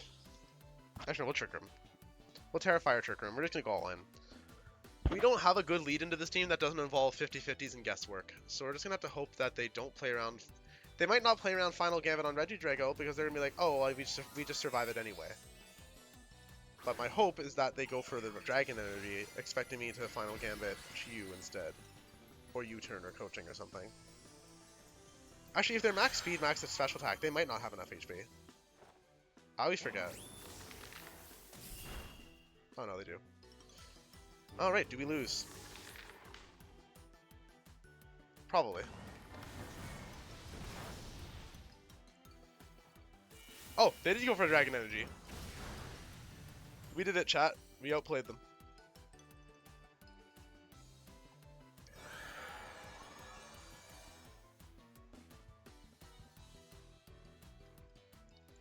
So we don't care about the Chiyu really this turn.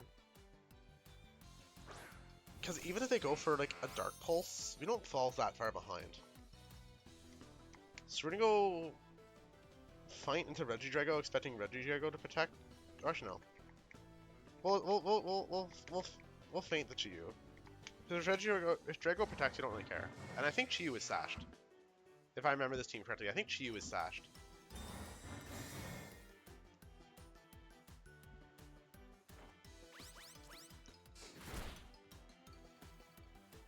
Or it's Scarfed. I don't remember. This team's not like super meta anymore, so I haven't seen it as much. Okay, this one for Heat Wave, so it must be Scarfed. Okay, we're gonna fight the Chiyu again. We're gonna feint the Chiyu again to get a little more extra damage, and hopefully Glacial Lance takes both of these KOs.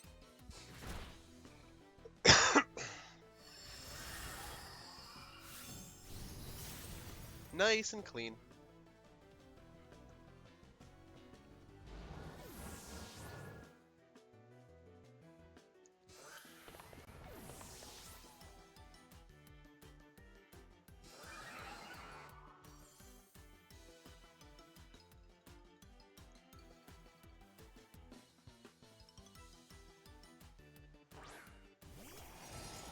There's a Zacian that we do not care about. And an Amoonguss that we care even less about. I wonder if they know about the Vital Spirit Spore. Like the Vital Spirit Follow Me. We'll go for a Follow Me and a Glacial Lance and we'll see what happens. If Amoonguss is not Water Terra, I don't even think a Defensive Terra saves it anymore since we're +2. It will live maybe one hit and then die to the next turn when it still can't put Calyrex to sleep. And if it is Water Terra, we can just finish it off with both switches. Okay, so there's the Water Terra.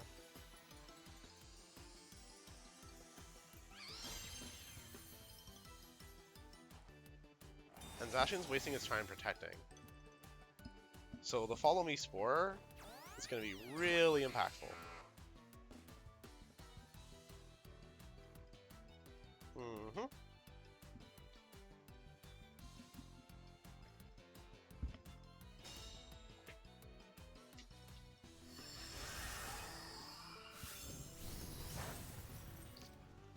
Okay, so it did a little bit less than we were hoping. So we're going to go for a Follow Me again, and we're going to go for a close combat into the Amoonguss. Pollen Puff plus Glacial plus Behemoth Blade shouldn't take out Electabuzz. I don't think Zacian has Play Rough.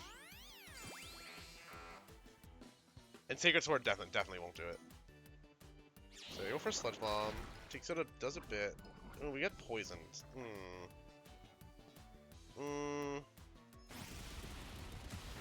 Okay, but now we're fine though. The thing about Zacian, that's right. Send me a link. Are you talking? You're talking about the new one, I think, but I want to see it. Make sure we're talking about the same one. Because I like the old. I like the old one that looks like a toy. And I need all the Charcadet and everything. Okay, so Sludge Bomb plus Sacred Sword is enough. We didn't expect Pollen Puff plus Sacred Sword to be enough. But here's the thing now. My opponent is in a spot where I'm pretty sure I can Okome with Calyrex. We are +3. So I think it dies to an Earth Power or a close combat, and he has to pick. He has to pick one of the Pokemon to attack. Killed. It's not that the Amoonguss didn't have Spore. It's the turn before that they went for the Spore, but we went for Follow Me, and the Electabuzz is running Vital Spirit to basically make it blank all the spores and things and Hypnosis in the format.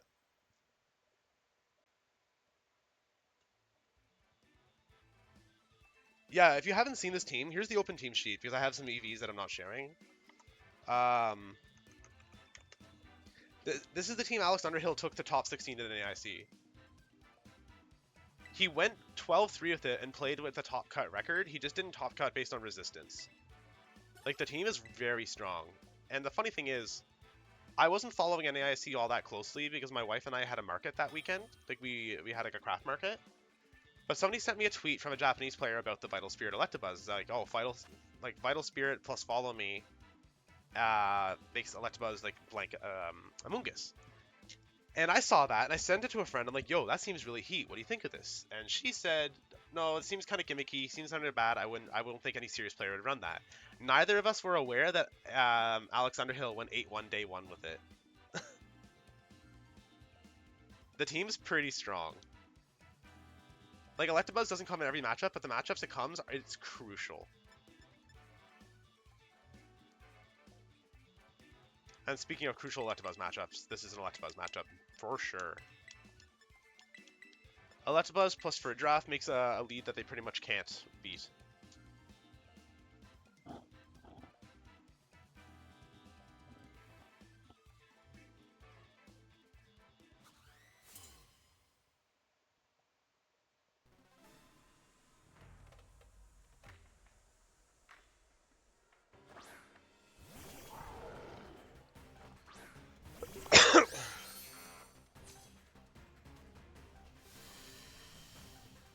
Once again, we have a lead that my opponents can't really do anything about, so we're going to go for Trick Room. Oh, sorry, Terra Ground Trick Room, and Follow Me. So my opponent might not be aware of the Terra Ground for a draft, and I'm expecting we're going to see something like Discharge Hyper Voice. But the Follow Me Terra Ground Trick Room lead cannot be broken by the Miraidon team. If they bring Farigiraf to try and turn off Trick Room, then we go Taunt for the Farigiraf, and if Miraidon goes Draco Meteor into Farigiraf and takes it out, then we're safe to go Trick Room on Calyrex the next turn. Oh my god, Jody! Thank you so much for the raid! Cheesy Man, thank you for the follow! Jody, oh my god!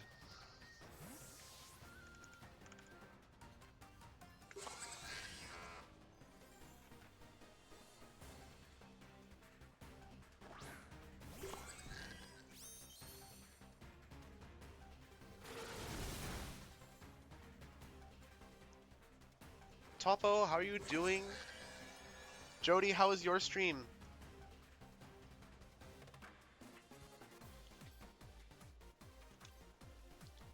Okay, so we're gonna go for a Twin Beam into the Ursa to get some chip damage in. And we're gonna taunt there for a Giraffe. Okay, that's fine.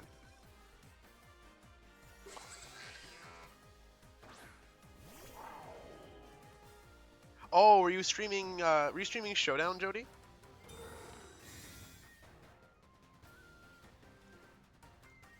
Mito Midori, thank you so much for the follow. That's 200 followers. Thank you all so much. For anybody who doesn't know me, my name is Progatog. I also go by Ruby. Ruby is my actual name. And I stream Trick Room.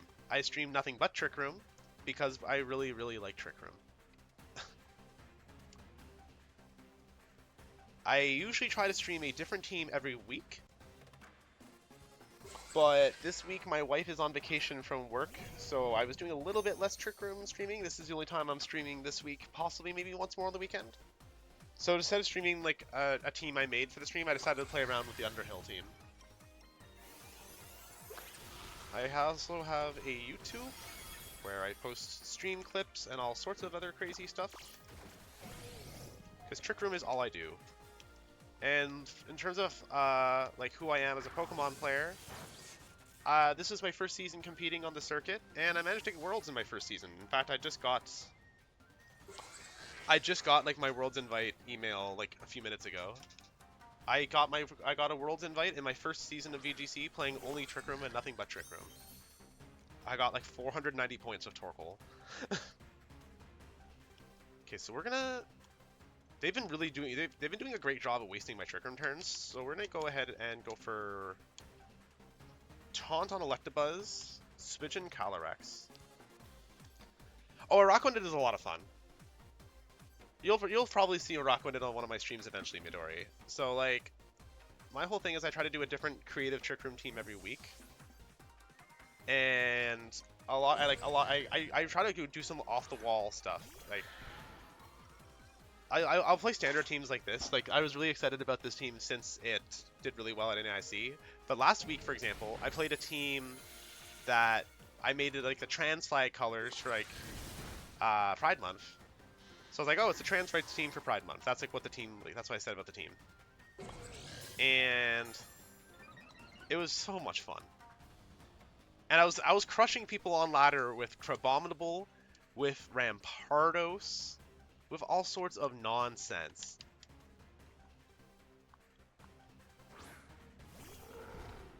So my opponent's been stalling out Trick Room, and it's the last turn of it.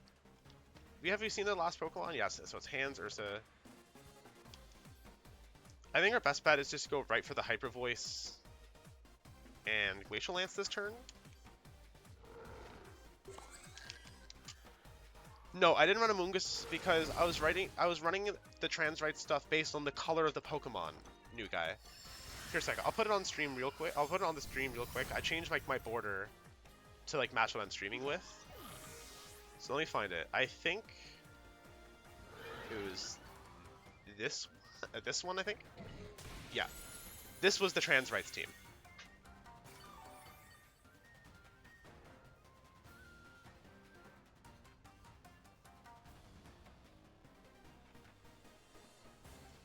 So we'll switch that back. There was a moment on stream where we O-code a Rampardos, O-code a Koraidon with Rampardos on a turn of Protected. We managed to go Faint with Mouse Hold and pull off the Stone Edge into the what's it called? Koraidon. Not feeling good about this game though. My opponent did a pretty good job of stalling out Trick Room. I should have switched out Electabuzz sooner, and because I didn't, we're probably going to lose.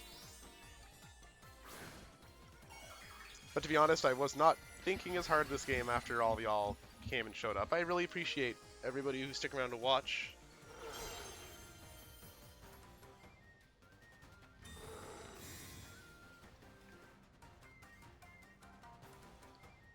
And for anybody who has a Prime sub that they may not mind parting with, we have some really fun Charcadet emotes, because Armarouge and Charcadet are my favorite Pokemon. Yo?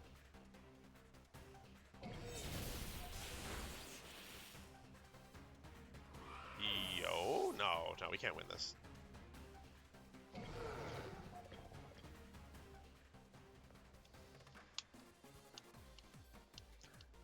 Was it just me, or... That stuff was slow. Okay, we're gonna try and Trick Room and Protect. I don't think we have a shot, but we might as well still play to what our best possible out is. If we can get the Trick Room out, we do win. But I think they I think they're just gonna 2-tap the Calyrex. Or not Calyrex, the Farigiraf. Or just OHKO with Bloodmoon. They don't even need to 2-tap it. I say this as somebody who runs Ursaluna on a few teams. Bloodmoon should not have 100% accuracy. Gigaton Hammer is balanced on Gigaton by being like on a Pokemon with 75 attack. Ursaluna does not need Bloodmoon.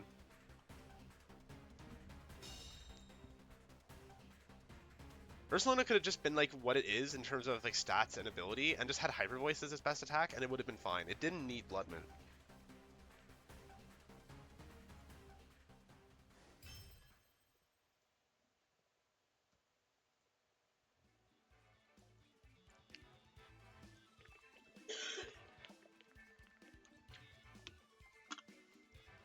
Cheesy, if you want to learn more about Trick Room stuff in general, you'll just have to stick around in the streams. But as I mentioned, I do have a YouTube channel where I talk about Trick Room and nothing but Trick Room. I have streamed like I make videos about different teams, how to play different ways. I sort of got somewhere on the map in January because at the beginning of Reg F, everyone was saying like Armarouge was dead and Hatterene was going to be the best Trick Room expanding force user. And I really liked Armarouge, and I honestly thought that Armarouge would still have merit, especially because it got Meteor Beam. So I tested Armarouge in a few Limitless tournaments before Portland and came in top 8 of all of them. And a lot of people were like, yo, that team looks crazy. And then I put a video out about it, and it blew me up. I went from like 50, 60 views on all my videos to thousands on this one. And another thing I like for people to watch if they want to know more Trick Room stuff is I have this video that's called Trick Room 101, Twisting Your Losses into Wins. And it basically covers a lot of the different strategies that you should be using to deal with the answers to Trick Room. So like, how do we deal with things like Amoonguss? How do we deal if your opponent's bringing their own Torkoal? How do you deal with Trick Room mirrors? And from that video, I'm going to be working on like a series of other videos that are like more specialized topics. For example, I just finished the script writing for it, so I'll be starting the editing and recording soon. My next educational video is going to be about weather and terrain control using like DD and Torkoal. And how you want to be switching, how do you want to be positioning in order to maximize the best use of your weather. So if you want to learn more about Trick Room, I think you already dropped a follow on the Twitch. I really appreciate that. Drop a subscribe on YouTube. I try to put at least one video every couple weeks because Trick Room is all I've been doing since Diamond and Pearl. I have used Trick Room for everything.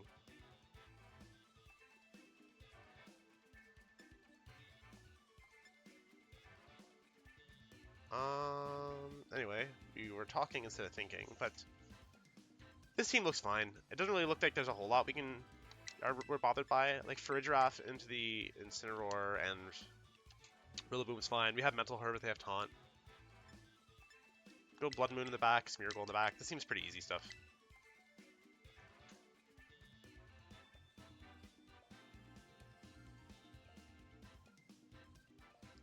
Also, so since I've hit 200 subscribers or followers on Twitch, I was planning on starting to do a bunch of giveaways live on stream.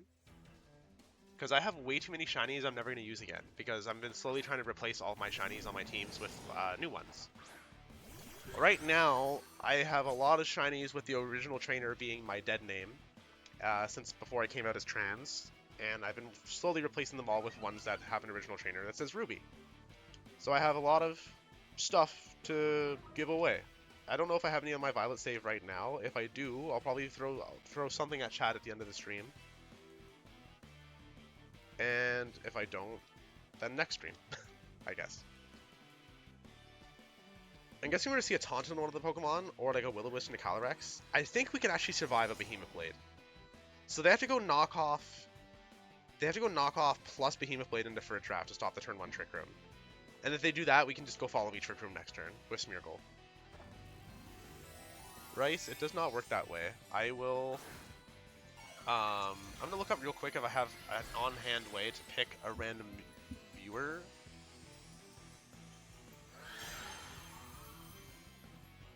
Oh, hey, Tom.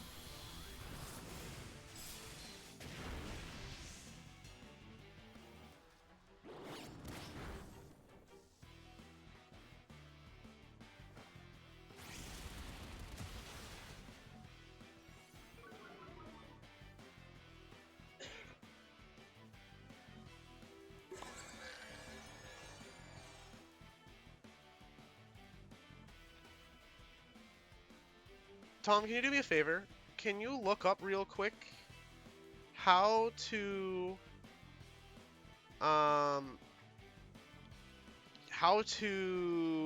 pick out like a chatter at random or something and like DM me it? Because like I said, I'm gonna try and do a giveaway. I'm gonna try to do a giveaway with at the end of the stream. And sorry, Midori, I didn't see your comment. Zacian, I have been saying Zacian is washed as hell in Scarlet and Violet since before the format started. Everyone said I was wrong, and then Indianapolis proved me right. Zamazenta, I've been saying since literally the data mines of the day 1 of the game, that I've been saying Zamazenta would go crazy. I don't even know if it's a niche pick, I just think it's bad. I think it's that simple, I think it's just simply bad. Because, like, this format is so dependent on spread damage.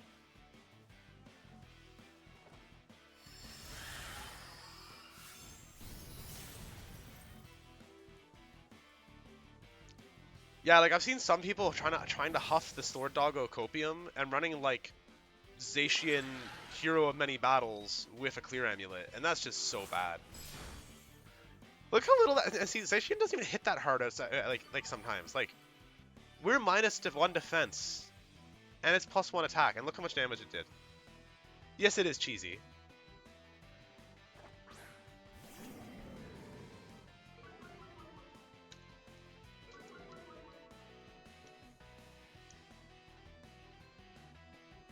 So we're actually going to protect Calyrex this turn, and we're just going to try and get some chip damage in on Z. Like a little bit of... actually... How many turns is Trigger left? We can actually probably be a little more aggressive. We have 3. Let's just go Helping Hand Glacial Lance. Screw it. We take out the Incineroar regardless, and if Zacian doesn't protect, it just takes some damage. Yeah, the fact that they have to choose between accurate moves and stab also really hurts it.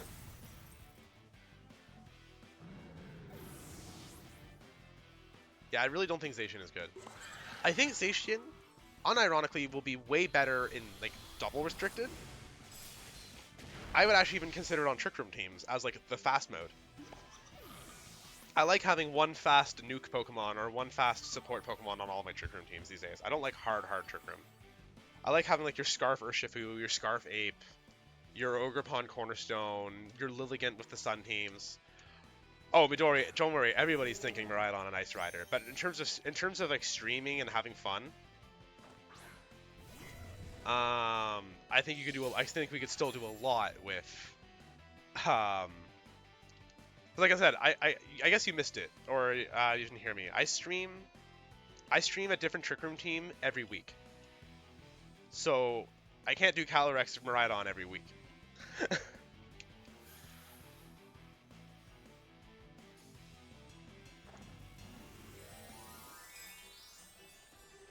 But in terms of the interactions between Miraidon and Calyrex, that's a Steel Terra Raging Bolt. What the heck? Sure.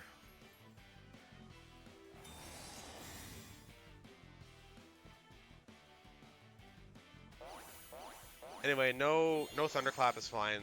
We are now +4 on Calyrex. I don't think we kill the Raging Bolt still, though.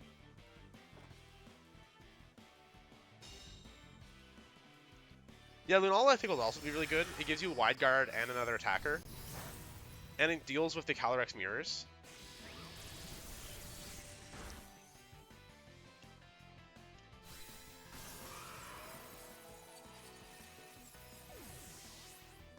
But in my group chat for Worlds Prep, one of my friends, Sea Wolf Mikes, he was straight up saying that like double restricted is gonna be Ruby's format. He's like Miraidon plus Calyrex in the hands of Ruby is not gonna be fair.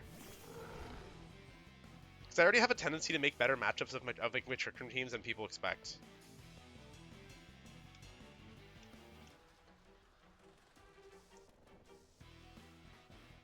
So yeah, they went for the double protect. We're knocking it out with Earth Power, and we're sporing the Raging Bolt, and we're just gonna win. Yeah, I think Calyrex Miraidon is gonna be absolutely one of the best Trick Room cores in the format. I don't think it's gonna be objectively the best core. I think there's gonna be a lot of crazy things with like Miraidon Calyrex Shadow Rider, or like Koraidon Shadow Rider next to Chiyu. Like those both will play really well with Shadow Rider as well. Zamazenta will also play really well with Pokemon that want Wide Guard, like Calyrex, or either Calyrex form with Zamazenta sounds really good. And like Calyrex really wants to run both ground damage and fighting damage sometimes, so Zamazenta next to Calyrex will be perfect.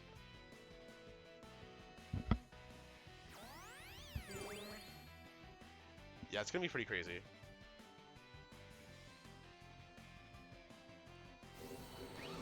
And this is why we follow me, just in case. There was no guarantee that they'd stay asleep, so we went to follow me just to be safe, and now we win.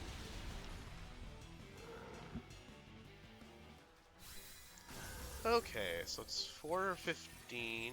I have time for at least 1 or 2 more games. Then I gotta go. I gotta run some errands, and my wife and I are having a friend over tonight.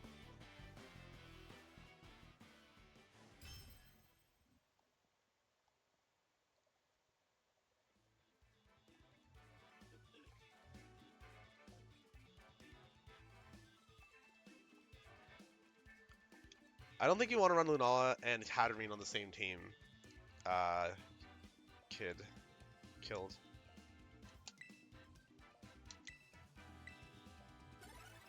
$13.70. Let's see if we can win our next 2 games and scratch our way into the top of 1,000 at least. We unfortunately took a bit of a plummet at the beginning of the stream and had to climb our way back up, but we've been crushing games left and right.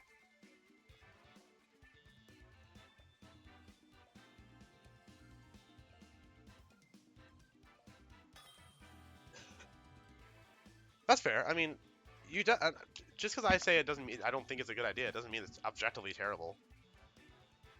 Oh boy, Comfy plus Calyrex plus Torkoal. Oh my. Okay. I think we definitely can't Trick Room this game. We literally just cannot afford to safely Trick Room. But I think we can just sort of push damage. We can just push a lot of damage through with coaching and like decorate. I think we can honestly just go entirely all in on Calyrex this game.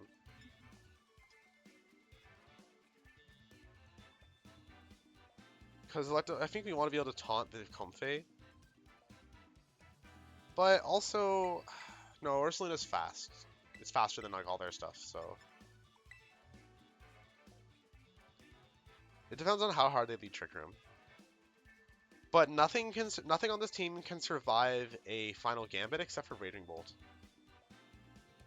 Tom, I've really liked this team. I've been testing a few variations of it, and Soon and I have been testing some changes that we may make to it and bring a similar shell to Worlds. I know you've been out of the loop a bit, Tom, but I've been talking about in the group chats the next video I'm working on where I'm talking about Smeargle more specifically rather than any one team. And in that video, I'm gonna say like I think one of the best Trick Room cores is right now is like Calyrex, Farigiraf, Smeargle, and Bloodmoon. The Electabuzz and the Annihilape can both theoretically be other things, but I think that combination of those cores is incredible. So we can't afford to assume my opponent's gonna Trick Room. They might go for Follow Me because of the final Gambit, so we're just gonna go for Coaching Glacial Lance.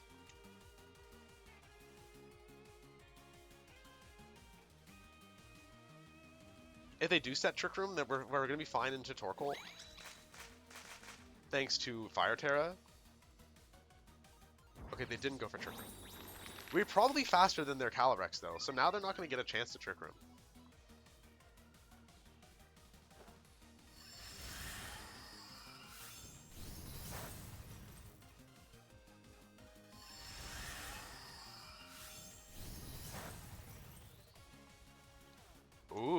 Okay. So now we get to get off another coaching. That's pretty great.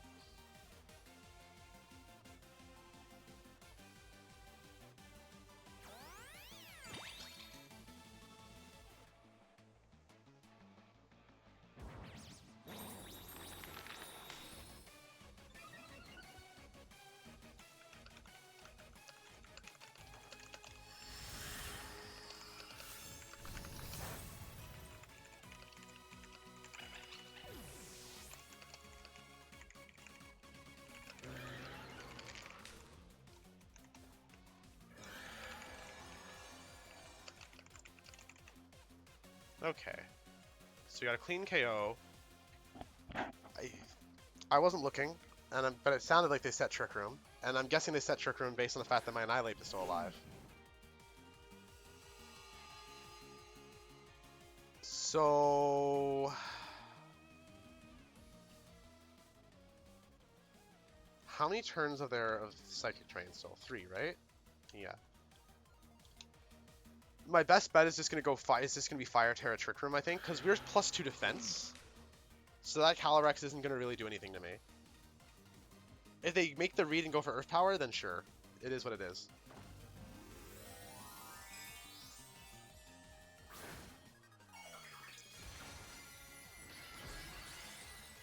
Okay, so they're committing to a fire move. I don't think we're super scared of Eruption, though.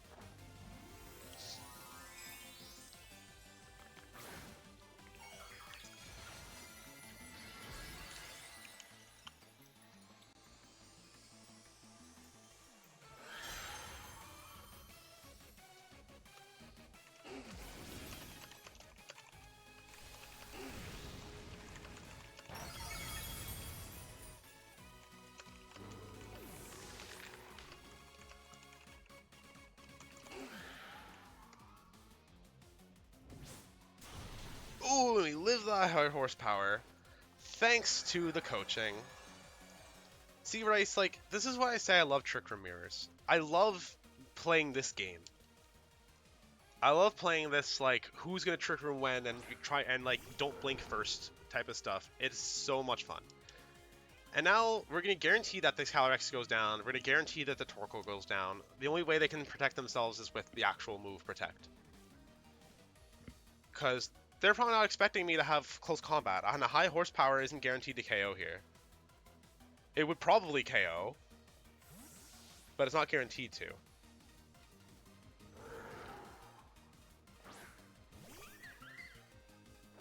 That Comfy is too late. In retrospect, maybe you should have gone for Bloodmoon, because Bloodmoon also would have OHKO'd a Torkoal, and probably would have OHKO'd this Comfy, but we might still OHKO Comfy with Earth Power. At least the Comfy can't Draining Kiss me. Oh, it's Sash, didn't matter. Okay, Glacial Lance plus Earth Power should do it. I don't really see how they have any way out of this.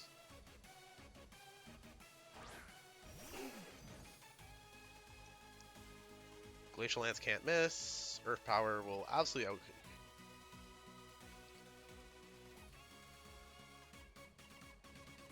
I don't know, because another attack would have probably still KO'd Calyrex. But I think they're just trying to hope that the Comfy could do enough.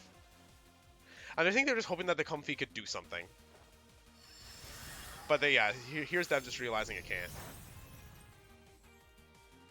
Oh no, they definitely had to.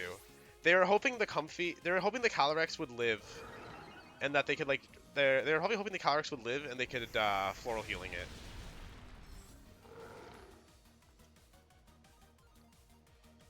All right, it is now 4:20 in Eastern Standard Time, so obligatory blaze it, everybody. I know I'll be in a couple hours. That was a pretty good game. We could probably fit 1 or 2 more in.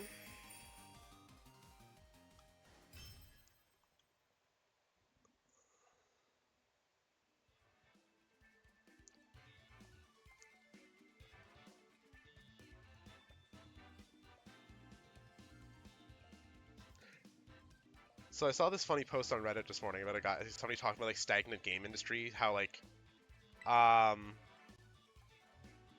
people are saying how like, oh wow, games are so creatively boring these days, and they just slap like good graphics on them.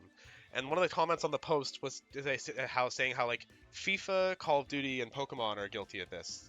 So I decided to respond and saying like, how is Pokemon the same as Call of Duty and FIFA in that regard? They actually, people, if anything, the newest games have been criticized for having great gameplay, but terrible graphics.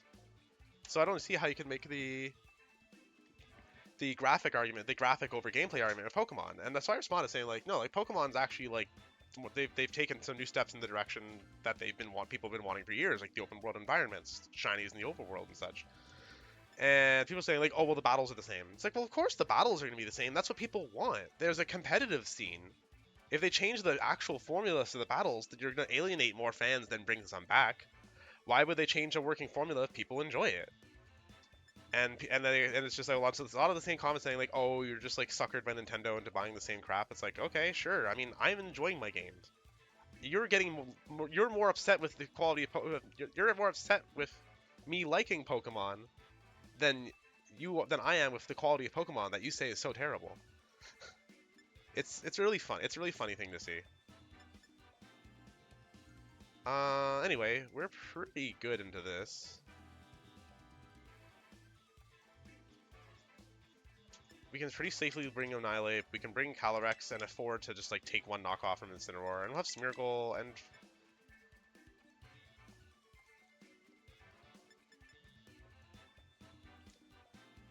I'm actually really surprised we're getting another Mario and Luigi game because like the company that made them went under, didn't they? I guess it must be being developed by somebody else in house, but I remember reading that the company that made like Superstar Saga, Partners in Time, etc., they went bankrupt. Which it's surprising Nintendo wouldn't do more to save them when they made them such good games, but the game industry's weird like that. No, I haven't, I'll be honest, I've only played Superstar Saga because I know they make small story references to each other, and I wanted to play them all in order, and Partners in Time was really hard to find a physical copy of for years. Now I have a modded 3DS, and I don't need a physical copy, but like, it was frustrating trying to get one.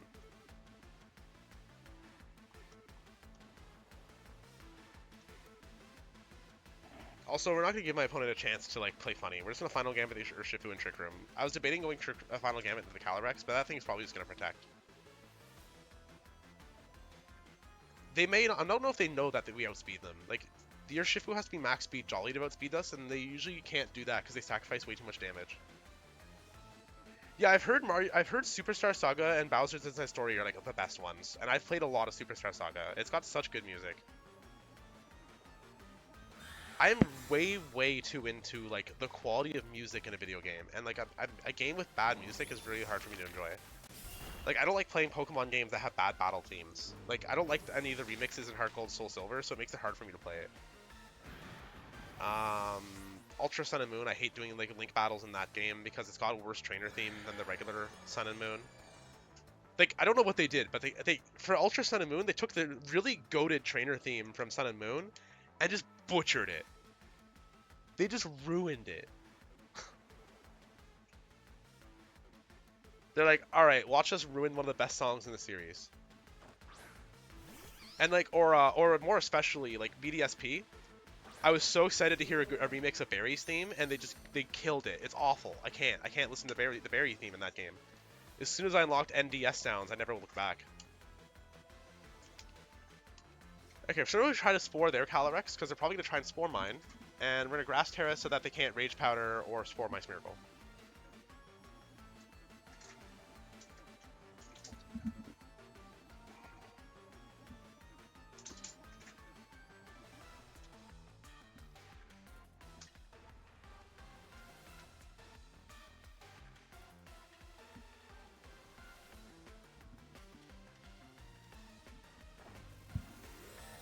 Okay, so no Terra for my opponent, unless the Terra in Calyrex and it's faster than my Smeargle. Which is surprising. Oh yeah, or Astro Mixers were incredible. They had the right mix of being like different enough that they're fresh, but having like just like the good homage to the originals. Like the Archie and Maxi theme in that game goes so hard. The Battle Frontier Brain theme in that game, so hard. I didn't like the Deoxys remix as much, but it was solid enough.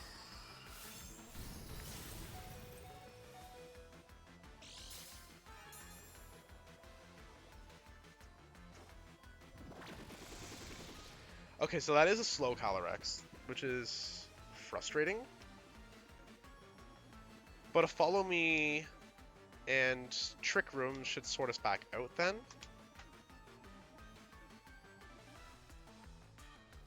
No, I agree. I don't hate BDSP as much as most people do. I think BDSP were fine remakes, and as somebody who really enjoyed Gen 4, like, yeah, I kind of wish they had the Platinum content, but at least now I can play Diamond and Pearl without taking 120 seconds to KO a Blissey. I think BDSP were fine games, and I actually have replayed them front to back multiple times. I've enjoyed them. They're good. Gen 4 has good story pacing if you ignore the slow FPS in the original games. I don't have anything against BDSP. So I think, like, yeah, Oras are definitely like the gold standard of what a remake should be, but it doesn't make BDSP bad. I think people hating on them has been really, like, really annoying. Also, people calling them a remaster or a remake, it's like that's objectively false. They are rebuilt games from the ground up in a different engine using the same source code. That is a remake. A remaster would be they took the original Gen 4 games and like put fresh paint on everything, which is just literally not what the game is. See, I don't have much fond memories of Platinum because I actually only played Platinum once. I've just only played through Platinum one time.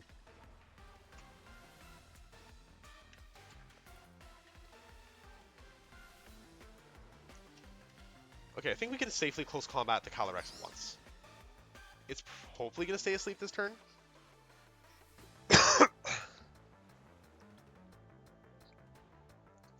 I've been doing a playthrough of Platinum recently because I'm going to be working on a Ribbon Master Smeargle and a Ribbon Master Ursaluna before Worlds in case I use either of those Pokemon.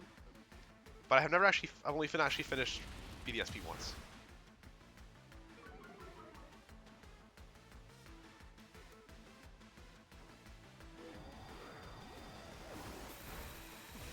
Nice. Clean Oko of Bloodmoon.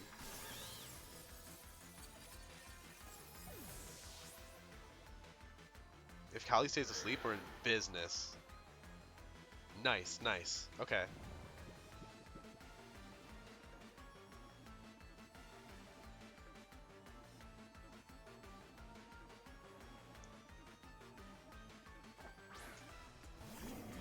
And they go for the Incineroar for the last Pokemon. So because we know we outspeed their Calyrex, it's actually way, way safer to protect with our Calyrex and Earth Power the Incin because we don't want to go for another close combat. Or actually, no, a close combat would be safe. Yeah, no, we can do a close combat. Because we outspeed, and if they stay asleep, we just win. And I don't think they can Oko Bloodmoon with a Glacial Lance right now. I think before a boost, Glacial Lance is like max 78% or something like that.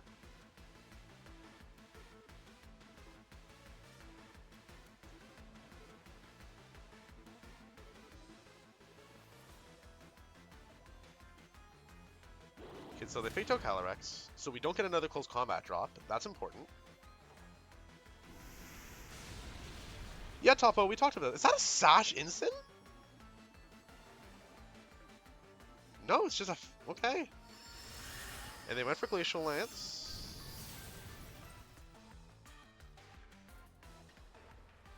And they did KO Ursaluna. Wow, okay.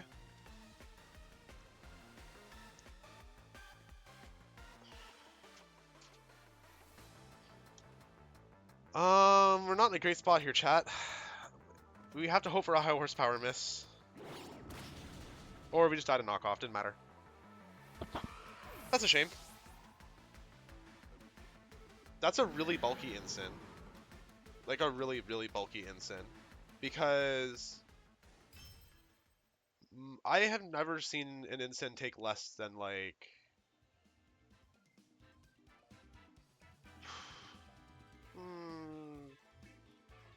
I mean, most calcs I see are like guaranteed 8 OCO, like 106% plus. Because like we are max damage on that Ursaluna with very high special attack. Alright, we're gonna do one more game with my favorite song in the game, the Arven theme. And then I'm probably gonna have to go after that. It could have been AV. It definitely could have been AV. I never thought I would see another player playing with a Rampardos. What the hell is going on in the House of Commons? I'm the only Rampardos player. What is this? That Dugong is probably Quick Claw Horn Drill just to be max tilt. The Kyogre is kind of rough. They don't have speed control though, so unless that Flutter is like booster Icy Wind, I think we can get the guaranteed Trick Room with Farigiraf. And we'll have like Calyrex Ursaluna in the back. Unless it's a Taunter and Prison Flutter, in which case, what are we gonna do, you know? Things happen.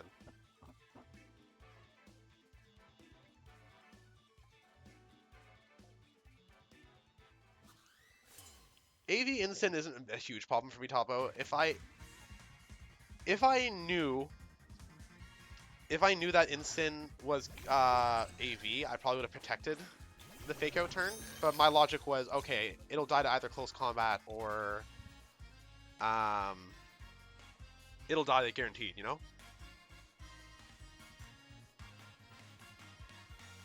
So there's a non-zero chance this for a draft will die to Final Gambit. We're just gonna have to try.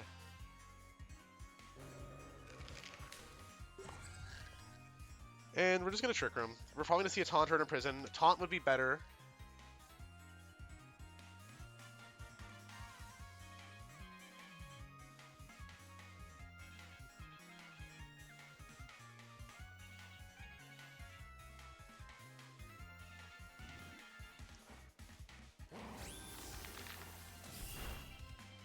Oh, cool. It was in fact a Farigiraf that we can Final Gambit. Now, if Flutter is Taunt and not Imprison, we're in business. And it was Taunt, chat. It was a Taunt Flutter.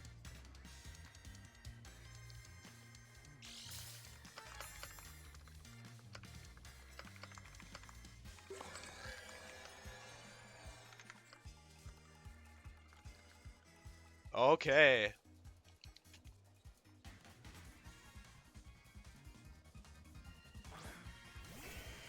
Tell me you caught this Kyogre in Scarlet and Violet without telling me you caught this Kyogre in Scarlet and Violet with the reliable partner, Mark. So, I wasn't paying enough attention when this stuff came out, but that Flutter, that wasn't a booster Flutter, right? Because we outsped it with Annihilape. So it must be Sash. We're just going to go for a Glacial Lance and Helping Hand, because if Kyogre goes for a Water Spout, the Glacial Lance damage should be enough for us to survive it. If they go for an Origin Pulse, I think we survive that anyway. Unless that's Water Terra. Ooh, now I'm less sure. I'm scared. I'm still scared. We might still survive a Water Spout. Origin Pulse? I'm not sure. No, for real. If you're playing Ice Rider, it's Water Terra. If you're playing like anything else, it's Grass Terra. Okay. Oh, huge! I mean, we still lose, but it was huge. Oh, now we definitely lose. Okay. Okay. Wow.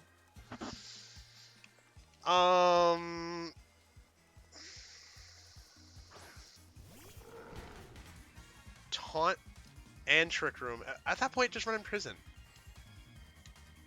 Okay, we're gonna go for the normal Terra Hyper Voice, and we need an Origin Pulse to miss. That is the only way we get out of this. Topo. He didn't have Imprison, but does that count? Trick Room and Taunt?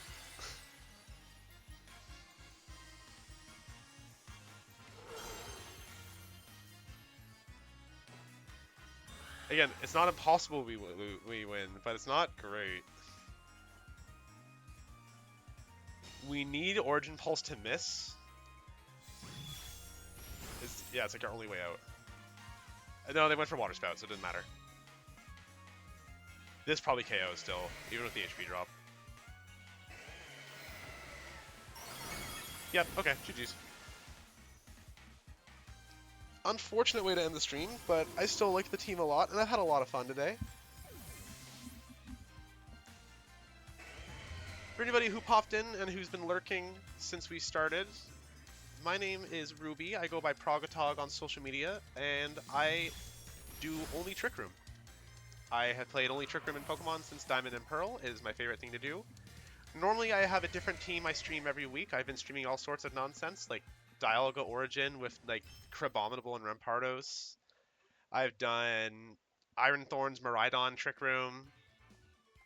And my goal is to, for the most part, to stream a different team every week. This week, my wife is on vacation, so I haven't been streaming a bunch of stuff every day like before, but we wanted to hop on for a good couple matches today. Let's see where we finished on the ranking. Did I at least finish higher than I started? Cool. I started at 2,000 something, so we're still higher finish than we started, better win ratio than we started. For anybody interested, this is my YouTube, and this is my Discord. Thank you all for stopping by. I really appreciate it, and I hope you have all a great day. Ruby out.